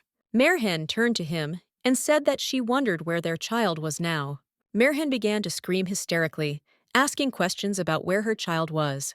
Ains grabbed her hand and did not understand what was happening. The woman asked him to let her go. Asher noted that lady had fallen asleep and was very tired, so there was no need to worry, because when she woke up, she would be fine. Ains was calm and also decided to ask what it was. The magician noted that it was black magic and very ancient. The Duke remembered that it was a gift from the Emperor and asked if he could do anything with it. Asher said he couldn't, but Ines can. He must strike the Duchess in the heart with his sirillage. Ines asked if he was in his right mind. The magician said that unfortunately he was. The black magic cast on the Duchess will continue to destroy her from within. Even when Merhin wakes up, he will not be able to resist for long, and under the influence of magic, he will lose the rest of his sanity. She was trying to find her dead baby. He doesn't know how the feeling of loss will manifest itself later. This could endanger the young master and mistress. He asked Ines to change into more comfortable clothes first. Duchess Avenue for a few more hours. This day was like any other. It really was a very ordinary day. Asher said he would try to cover up the trace left on the marquee. Well, he wasn't sure about hiding the truth from her. He thought it was better to tell her. Asher asked the gentleman to choose wisely, and when the lady woke up, he was already sitting next to her. The lady didn't understand why he was here. Ines told her that she was overtired, and the lady didn't understand what he was talking about. The doctor said that she fainted from overexertion. She said that she often felt dizzy. The lady said she was not sure about it. Someone went into the room and asked the lady if she was sleeping. These were children who were very happy when they saw that she was not sleeping. Joseph was glad that she was no longer sick, and the little girl asked if everything was okay. Merhin told them she was feeling well and was grateful for their concern. Ines asked Asher if he wanted from behind what choice he would make. He wants his wife to be happy like now. Reef decided to ask when they would become Rhinesvines. Merchant said that they should discuss everything with their grandfather first. As soon as he gives his permission, they will receive the same from the Emperor. More precisely from the palace. The children were shocked that permission should come from that terrible but beautiful place. In 3 days, there will be a banquet there, and she will ask the Emperor for an audience. Joseph said that then he, Ines Reef and Merchian, will become one family. Merhin said that when they become one family, then they will be together. The lady had memories of herself crying for her child. And suddenly the baby said, "My poor child." The lady was very surprised. Family? Who are they to become her family? She couldn't hold her child's hand even once. So Merhin doesn't understand who they are to become her children. Who are they to become her family? The lady said that when they become one family, she will be able to protect them. Merhin really wanted all this to get out of her head because her name is not Merhin. Merhin will protect them, will protect her brother and sister at any cost. The children really like their estate, and he is glad that there are many good people there. The lady said it was still not comparable to his house. The gentleman said there was no one to look after the children, and they are unlikely to be pleased when an old man like him hugs them. The Duchess was a little upset, and the gentleman was irritated to say that in fact he had expected this to happen sooner or later, especially after entrusting the care of the children to Ines. Maybe he wanted it to happen because he was too old to protect them. He apologized for burdening them so much. Merchant said that Reef and Joseph were not a burden or an unbearable burden for them. The lady wants to do everything so that the children grow up in safety, so that they follow their own path, so they ask the gentleman not to feel guilty. The Marquis burst into tears and said that he was so grateful that he could not even find words. Now, if they get permission from the imperial family, she will finally be able to embrace her brother and sister who will have the same surname as her. Even if not truly, they would become one family. Reef asked her brother what he wanted to do first when they returned to the Rhinesvane mansion. Joseph wanted to write a letter to his grandfather. The little girl decided that she would write one too, and said that she wanted to write a beautiful letter in ink. Ines said that if that was the case, she could have his ink. Joseph asked if he was against the gold ink they had seen before, and remarked that it was too shiny. The boy turned to Merhin and looked back. He didn't understand why she wasn't coming in. He pointed out that when the sun set, it would be cold, and if she wanted to see her grandfather too, she should write the letter with them. Well, she threw the boy's hand away and pushed him. Ines quickly told the children to go into the house without them. He ran to his wife and asked what was wrong with her. Merhin said that she had to find her child. He said that it was already very late, and that tomorrow at dawn she would be able to do it. The children did not even know what to do. Reef asked her brother if Lion was okay, and he said not to worry. Asher said that she had some problems, and if they kept it in the dance, she would get better. Reef hoped that everything would be fine with her. Joseph said that it would be, and that Ines and Asher would take care of her. Reef said they'd probably be okay too. The Imperial Palace, the ballroom. They came with the whole family. The gentleman was pleased to meet the Duke and Duchess of Rheinswein. This man's name is Cain Altron. It is a great honor for him to meet them. The gentleman remarked that he was also pleased to meet him. Ishiftran also introduced herself. It was a great honor for her to meet them too. It seemed that the children would like to play with their children. The woman remarked that it would only be an honor for her. I was very happy to meet them like this, so I offered to take them to their place. The Duchess said that they did not mind at all. Suddenly, Ines turned to his wife and asked how she felt. He noted that she shouldn't go anywhere because she wasn't feeling well. There were too many people here, so she should rest. Merhin said she was fine and asked me if the doctor she came to for regular checkups had given his consent that she was healthy enough. The gentleman noted that this was all true, but she could suddenly lose consciousness. She'll be back soon, so he shouldn't worry. Ines was worried anyway. The lady said that she had heard about this and noted that the Duchess had really made an excellent decision. The other children thought the Govart children were obedient. Merchant confirmed this. The lady noted that they are also very cheerful, active, and healthy, and they don't even realize how much they look like angels. The ladies believed that it was not so easy to accept other people's children, even if they were the children of close friends. They thought that we were offended there, because she had not yet had time to give birth to her own heir. But the Duke had already brought other people's children. The woman hit her, and the girl didn't understand why she hit her all of a sudden. The woman asked where her upbringing was, and how she could say such a thing right in front of the Duchess. She had something she was staring at because she had to apologize immediately. The girl immediately apologized and said that she had made a mistake. Merhin said that it was okay and that they really didn't have a child yet. The woman asked the other lady to apologize as well, and she immediately said that she was very sorry. It was reported that His Highness the Second Prince had arrived.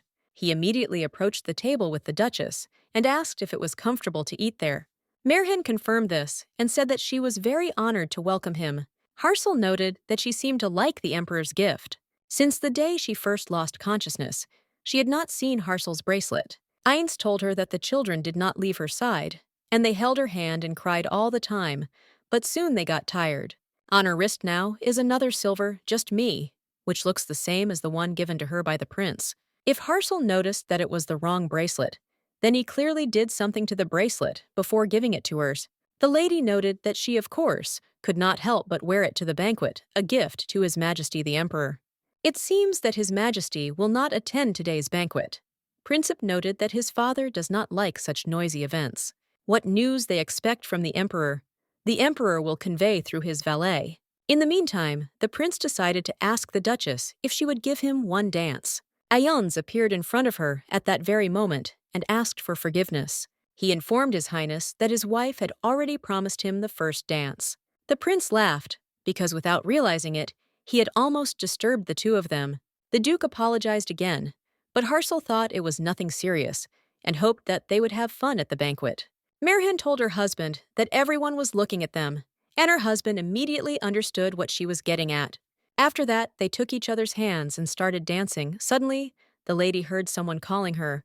It was Reef with her little brother. The lady smiled at her and said that during the next dance, she would have to stay with the children. Very soon, she is going to invite a dance teacher to the estate, but it is unclear whether the children will want to take up dancing. If they enjoy dancing with her, they will definitely want to learn to move with the same grace. The clock struck 12:30 and Merhin immediately revealed herself. She said that this was her body. Ines grabbed his wife in his arms and asked if she was okay. Merhin asked Ines's mind. Leon remembered that he also held her hand. Then, the gentleman did not understand at all what she was talking about. Merhin did not understand why he did not reject her that day. They first met at the mansion of Count Brezet. They discussed the marriage between her and his son. He had a penchant for stealing, but his father didn't care. That's where they first met. Well, he won't remember it. The lady stood up and started to leave. She wanted to order it to stop. Ines ran after her and tried to stop her. The lady did not wait for an answer from him. A collapse began in the palace, and the man immediately rushed after his wife. He saw her kneeling and asked if she was okay. Merrin asked him what happened.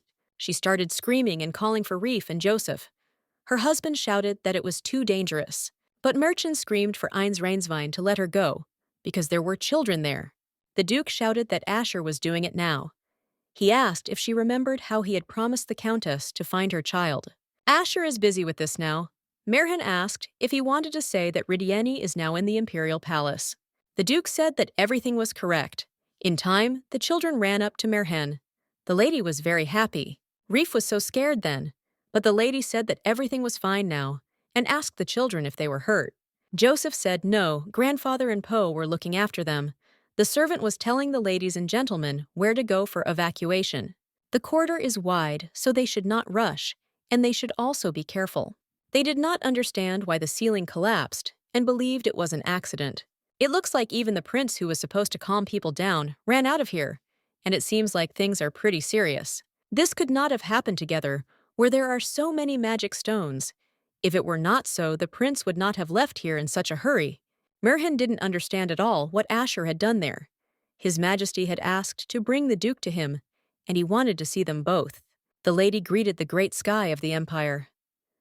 The gentleman noted that they had not seen Duke Rainswein for a long time. This is his first personal meeting with the Duchess, and he apologizes for the delay in their acquaintance. Merhen told His Majesty that they had already met him through his servants. It is a great honor for her to meet him. The Emperor has heard that they wish to take custody of the Govart children. If there are no objections from the Govart family, then he has no reason to refuse them in this matter. He allows him to establish the children of the great family of the Ursula Empire, the Govart family. Merhen was grateful for His Majesty's permission. The man said that it was for the future and for the Empire, because it is the Rainswein family that is the shield of the Ursula Empire in the north. As the Emperor, he cannot ignore their borders. If that was all, then it was time for them to go back, because he thought their children were waiting for them. The lady confirmed this and wished him a pleasant rest.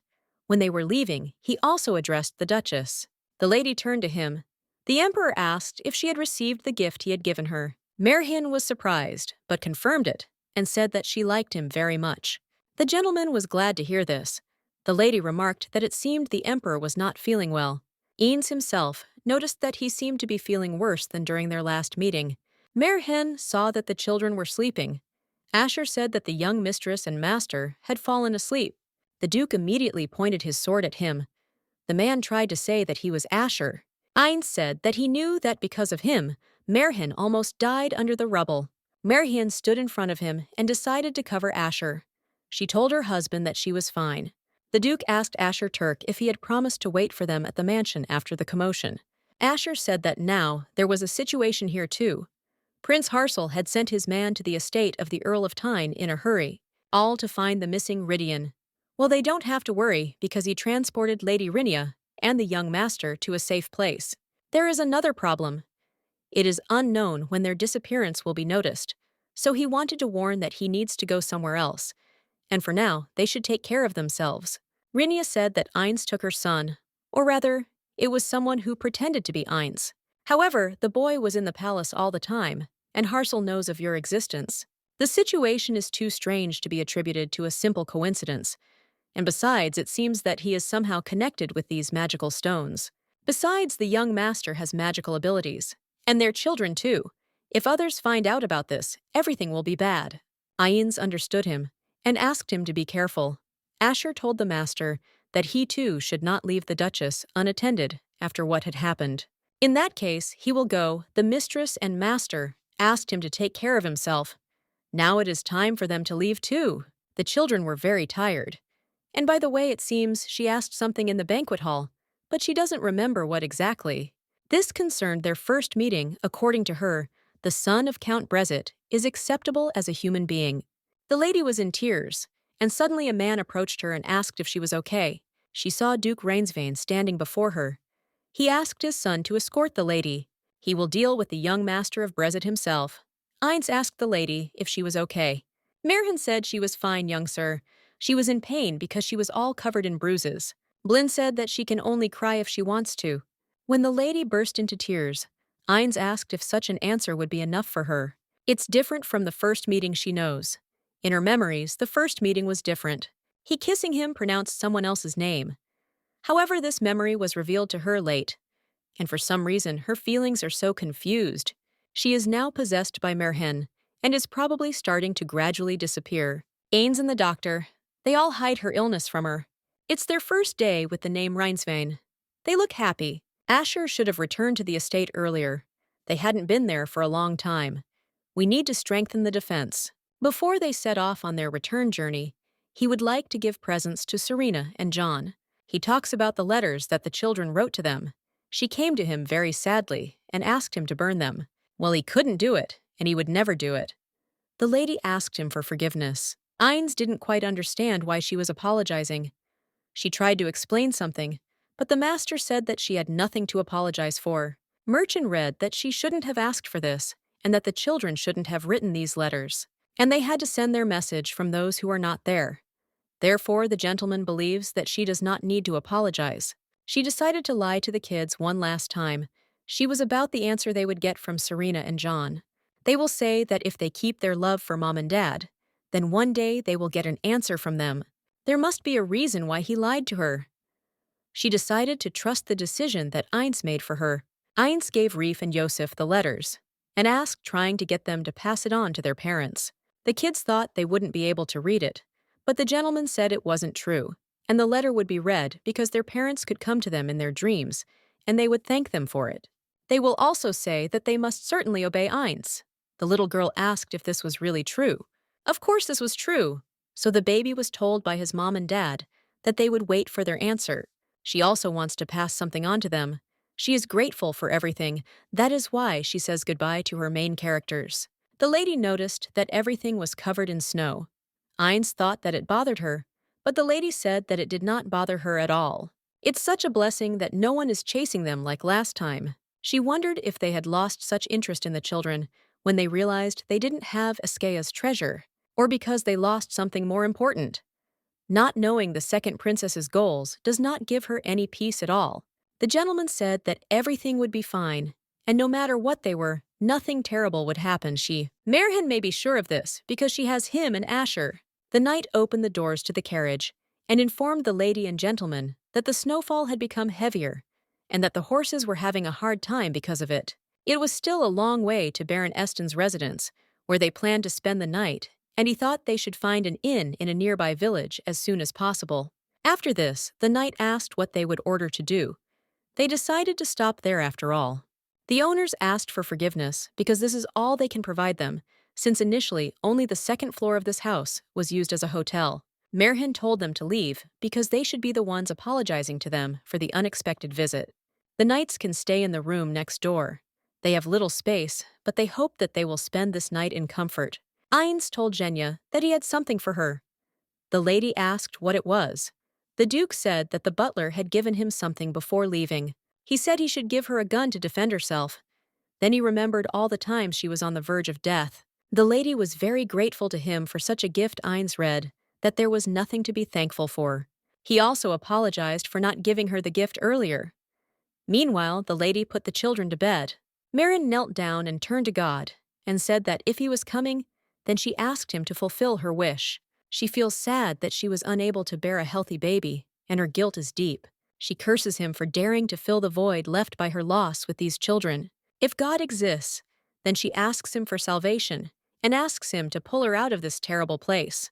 The voice asked her if this was her wish, and if so, he could turn back time. She had to open the window. She should at least give him a name, so that the heavens could speak to him with warmth. The lady asked the baby for forgiveness. Meanwhile, Ines told the knight that his wife was constantly worried about the children, so she asked him to take care of them. The commander approached them and noted that it was great, of course, that he was full of energy, but he should not be so frivolous. Otherwise, he doesn't trust him. Azette couldn't believe who he really was. Another knight noted that if you fixate on something, your field of vision will inevitably narrow. The gentleman thought that they were similar in this, but they had plenty of skills, so he had confidence in them. In the corridor, he met his wife and saw that she was holding a knife in her hands. He grabbed her hand and asked where she was going. Merchant asked Ines Reinsvein to let her go. The gentleman asked her to calm down and return to her room. The woman did not understand why she should obey him. She wanted to stab him with a knife and screamed, asking why she had to return to that lonely place. The knights wanted to run up to the master, but he ordered them not to approach. He took his wife's hands. Merhin said that she wanted to protect her child. The gentleman asked her forgiveness for this. If these words always ended, no tragedies would happen in the world. After this, the lady fainted and the man grabbed her. It was necessary to do this quickly, because what was happening did not require delay, and it was necessary to call a doctor immediately. The snowstorm was in full swing. All the roads were snowed in, so they informed the Duke that they would not be able to call a doctor. One can only hope that the snow will stop soon. The Duke was very grateful. He didn't understand at all what he should do because there had to be another way out. Suddenly, the lady woke up and did not understand what was happening. The Duke was glad that she woke up. Merhin immediately noticed his wound and was simply horrified. She did not want to believe that she had done it. The girl immediately rushed to him and asked for forgiveness, because it was because of her that he was injured. The gentleman said that he should apologize and he was truly sorry. They needed to treat the wound. The gentleman said he was fine, so she shouldn't worry, but the lady said she wasn't fine at all. Merhin begged him to tell her what was going on. He tried to wriggle out of it, but the lady begged him very much. She wounded him with the weapon he had given her for protection. If it had not been for him, the children would have suffered too, so she begs him to tell her about it. There is a curse on her black magic. The saints come out. The only solution is the sword of Syria. Ines asked what she meant by that. He himself knows that the only way to get rid of the curse is to pierce her heart, because the sword was created to fight evil. Ines screamed that he won't do it, and he's ready for her to hurt him again. She's just in shock, so he asks her not to even think about it. Reef and Joseph are the meaning of her life, and he must understand her. Serena and John. Their children are not visible and love. Everything that is connected with her name is dear to him. The Duke shouted that she had to live, and no matter what happened to him, so he would find another way. So he begged her to take care of herself. He even begged and pleaded with her. After that, she realized the full threat. It is unknown when she will lose her mind again, and what she will be able to do with the children. Asher came to her and asked the Duchess what she thought. Merhin was surprised when she saw him. The master told her not to worry. The greatest magician of Rhinesvein would warm everyone with his warmth. But she must know that a lot of time has passed since their last meeting, and her face is worried again. Tell her she noted that he knows that she was cursed with black magic. So she decided to ask if there was a way to remove the curse without using the sword. Yes, the master denied it. She's right, only Askaya's treasure will free her from the curse. Mere death does not remove the ancient magic. The destruction of the soul of the damned is required. In the case of physical death, the curse is transferred to those close to him, for example on her husband or a knight who always protects her, even on innocent children. Then there is only one way out. You need to get your hands on the sword of Syria. But how to do this and how to convince the Duke is completely unclear. Asher said that he would work for her and not for Ines, because he wanted her to be happy. She did not understand what happiness he wanted and told him to get the sword of Syria. She hoped that they would all be happy. It was time for the children to have dinner, so they had to get up. Reef said that she had slept well, but the boy could not sleep anymore. They were happy when they saw Asher and didn't ask him when he had arrived. Azette didn't understand how he had managed to get through that snowstorm. The man said that there was nothing that the greatest magician of Rhinesvein could not do. The lady offered the children dinner. Merhin wondered if Ines would be able to take care of the children alone. Can he be strict with them, with the children who laugh so brightly from running around? Or I'll just let them do whatever they want. After all, there will be no one to reproach him or talk to him. Joseph turned to Merchan and told her that his little sister had left the carrots and was not eating them. Reef said she had eaten hers, but the boy said she was lying. The lady told her she couldn't be picky. Even though she has made her decision, she does not want to abandon her younger brother and sister. Asher noted that he was pretty badly hurt. Ines said that wasn't the main thing he was interested in, whether they had found a solution. The magician asked him what he thought his answer would be. The master really wanted him to say yes. Asher hid the Countess of Tyne and her son together, untouched by the gaze of the second son. He asked if the gentleman remembered the kingdom of Awe. It was a small holy kingdom that was destroyed more than 20 years ago. The gentleman said that his answer remains the same. There is no other way except the sword of Sirius. Then he decided to find him and asked Asher to make sure that the lady was not harmed. After this, the magician offered him something to eat, because the Duchess was already waiting for them. The little girl hoped that the snow would stop tomorrow. The gentleman asked her why she wanted this so much. It's all because Reef wants to play like when the first snow fell in Rhinesvine. The lady asked what would happen if she caught a cold, because she would have to take this bitter medicine again like last time. Reef thought Asher could do it. The mage asked again if she was really talking about him. He asked who he was, and Yosef immediately said that he was the greatest mage in Rhinesvine. There is nothing that the greatest magician of Rhinesvine cannot do. The gentleman thought it was a lie. Reef said that she would sleep with Marin today. The boy remarked that if the bed were bigger, they could all sleep together. Asher told the master that he needed to rest because he was wounded, and he would guard the three of them. Ines asked if he could really handle it alone. Asher noted that the gentleman said he asked him to protect the Duchess, and with his body injured, it is impossible to stop the Duchess, who is consumed by black magic. Ines shouted that she would be fine. She would not be consumed by black magic. Even if that happens, he can stop her. Asher just chuckled. The gentleman did not understand what kind of expression this was, and the magician noted that there was nothing special, and he could return to his wife. After that, he wished the gentleman good night. He approached the boy and asked what secret conversation their little gentleman wanted to have with him. Joseph wanted to ask about Merchant, because he thought she was in a lot of pain and suffering. The magician asked him why he thought so. The boy burst into tears and said that he had seen everything. Merhan cried a lot and was very angry. Asher said that the Eye of Wisdom chose him, so he does not understand why it does not hear him. He prayed several times that Merhan would not suffer, but there was no answer.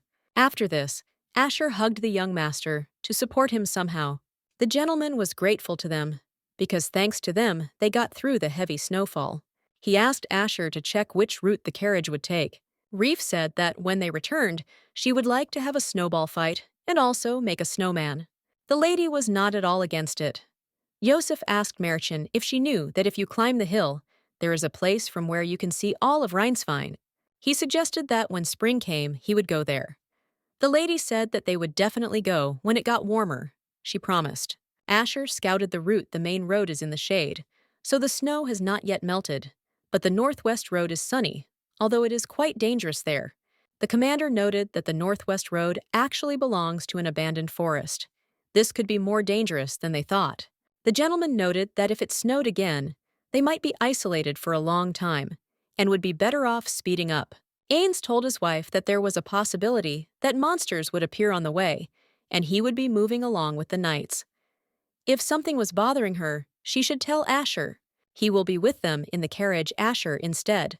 Somehow she feels strangely alone, although this is just an ordinary conversation. Joseph asked Merchant if they had arrived, but the lady said that they had not yet, and that the horses were tired, so they stopped to rest. Reef said that she wanted to go out and look around. Then the boy decided that he wanted to go too. The lady decided not to refuse them, and they went out. She noted that they said that monsters might appear, but not even a shadow of them can be seen. Asher said that it seems that they are all afraid of Ains and the knights. Reef told Ains to look at the flower and suggested that he go show it to Merhen. Reef came up to her and told her to look at the way the flower blossomed because she thought it was very beautiful. Merhen said it was very beautiful and he thought it was already spring with so much sunshine. Merhen decided to see what this flower was called, and then strange memories came flooding back to her. So she asked them to go for a walk with Einsreef, said that Merhen would go too.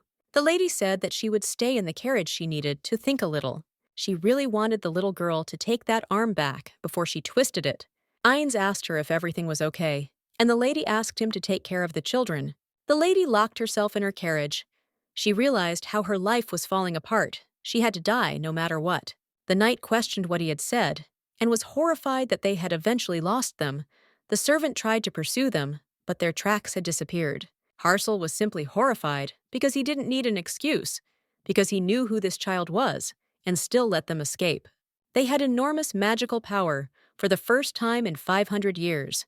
If the tablets of all knowledge fell into his hands, they would become a sacrifice, giving him the Eye of Wisdom to read it. The servant told His Highness that tomorrow the Count's house would be accused of treason, and they would be wanted throughout the empire. The child's return is just a matter of time. The prince asked what about Rhinesvein, and whether the duchess had shown any signs. The servant said no, and that the duchess was fine, nothing unusual. Harsel believed that this couldn't be. The bracelet should have driven her crazy long ago. He suggested adjusting the schedule of the northern inspection. The servant did not quite understand what the master meant. Rhinesvein had been cut from the schedule due to the need to suppress monsters in the abandoned forest. Well, he would include her this time. Asher approached the lady and asked what she was thinking. Marin apologized and said that she had not heard him come in. The magician asked if she thought he would just open the doors. Whoever cast the spell on her must be pleased with himself now. The mage couldn't say for sure, but he could tell her something interesting. People who use dark magic, oddly enough, cannot feel their own magic. This means that they don't know if their spell worked on the target, so she should just continue to act as usual. The lady was simply horrified by this and said that she needed the Syria right now. Reef would come to her in the carriage and say that they were about to leave and that they should arrive in about a day. They would arrive before sunrise. The monsters had not appeared. This was a relief to Asher, although perhaps it was bad luck. The lady asked again.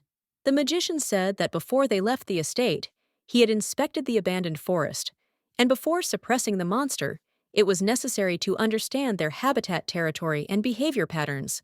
It was strange he couldn't find any traces of habitation, nor any monsters. This means that they all disappeared together. But the problem is that monsters do not have a collective mind, unless someone is commanding them.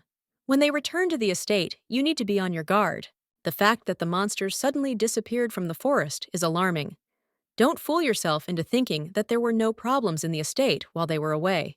Well, she doesn't have to worry because she and the Duke will protect her. He was glad that they had returned safely. The gentleman asked the butler to call a doctor, because he wants to examine the lady and the children after their long journey. Merhen asked her husband how he was, but the gentleman said that he was fine. However, he was also tired from the long journey. Ein said that he understood. Reef had already fallen asleep. The doctor remarked that she must have been too tired from the journey and noted that the young lady seemed healthy. Well, they have to make sure she gets enough rest and doesn't overexert herself. Merhen asked her husband if she could have the doctor examine him too. So you noticed that he was wounded. It was a pretty serious wound. Fortunately, it is already completely healed. Therefore, the lady should not worry. Merhen was able to breathe a sigh of relief. Tomorrow, the commander burst into the room and called the master. He was surprised that the lady was also here. He had an important message. Ains asked what he meant. The monsters in the dead forest began to move. He was shocked because it was quiet when they left the estate. The knights heard during the patrol there were signs of movement of several groups in formations. The gentleman was shocked with you that they were moving in formation and asked where Asher was now. The magician hurriedly went to the dead forest. He said that he would check if the monsters had really started moving, and then he will return. They must remove the dark magic cast on his wife as soon as possible. He will take part in my hunt this year, no matter what news Asher brings. The butler informed the gentleman that a letter had arrived from the imperial family, and he apologized for disturbing him. Eins immediately grabbed the letter and began to read it. After he read it, he immediately asked when it arrived. The butler reported that it had been delivered this morning by a carrier pigeon, and this surprised the gentleman. They don't want to leave any traces. It was a letter from Orang Winter, for Rhinesvein must be like the active time for animals. The emperor wants to thank him for always protecting the empire from the monsters in the dead forest. So this time, the tour will end in Rhinesvein, the emperor's will. Well, the emperor is too sick to even stand up, so maybe someone cast dark magic on the emperor. If this is true, it is likely that the dark magic cast on his wife was also his doing. The lord asked the butler to take care of this, as His Highness the Second Prince intends to end his northern tour here. Ions came that he would never draw the sword of Syria against Merhen. Even if he had to tear apart the second prince, he would find a way to remove this dark magic. And perhaps leading the second prince is an opportunity. The commander asked the master if he should start organizing the hunt. Eins told them to do so. The knight believed that in that case, the master would personally lead this hunt. Ians said that he would lead this hunt because he had to do it himself. Reef was a little angry because she didn't even notice that she fell asleep. Her brother noticed that she was such a sleepyhead. He noticed that the sun was already setting, and she had just woken up. Reef said that she was not a sleepyhead. The lady said that if their baby could not sleep at night, the little girl was glad that she would not sleep. But Merhin told her that if she did not sleep, she would not grow up. She decided that she would sleep because she really could sleep. Asher asked the lady if she was there. The children were happy when they saw him. He told the young master and madam that he would not be able to play with them now. So he asked for forgiveness because he needed to talk to the madam. Merhin asked Hannah if she could take the children to another room. The lady decided to inquire why there was such urgency. Asher asked if she remembered their conversation about the monsters disappearing in the dark forest. They returned and moved into action. It turns out that the danger they foresaw will actually happen. It's hard to confirm, but he and the master will go hunting, and there he will take the duke's sword to Riyah. The lady was very grateful to him. Asher asked the duchess if she hated him. The lady did not understand why she should. The greatest magician of Rhineswein works for her, and she is very grateful. Asher said that wasn't the issue. It was just the only solution he could come up with. Merchant told him that she really appreciated it. Ines was glad that his darling was already awake because he wanted to go out to her. The gentleman noticed that she had woken up quite early. The lady agreed with him and asked what had happened so early in the morning. Ines told her that the children were nowhere to be seen. Merchant told him that they had simply gone to wash up. The gentleman asked for it and said that the second prince would visit the Rhineswein estate. She was surprised. The lady asked if this was the same man who hunted Reef and Joseph. Ines confirmed this and said that there was no need to worry, since at this time, usually someone from the royal family goes north, and this is in order to prevent the aristocrats from plotting rebellion. Merchant was simply horrified because he had never visited Rhineswein before. The gentleman turned to Merhin and said that he would make sure that he could not cause trouble. He will use this as an opportunity and find a way, so she shouldn't worry. The second prince will only come to Rhineswein after the monster extermination is complete, by which time she will have already plunged the sword of Tyria into her heart. She must remain silent. They must distance themselves from each other. The knight informed the master that the snowstorm, which they thought would be severe, had weakened considerably, and that this extermination would not be too difficult. Ines thought it was good luck and was very happy. But whether the weakening of the snow is really favorable for Asher is unclear. Ines asked his wife why she was outside, since it was very cold here. She didn't want to tell him to look her in the eye, because she might get attached to him. She asked if he was sure he was okay with those clothes. Because it will be colder in the forest.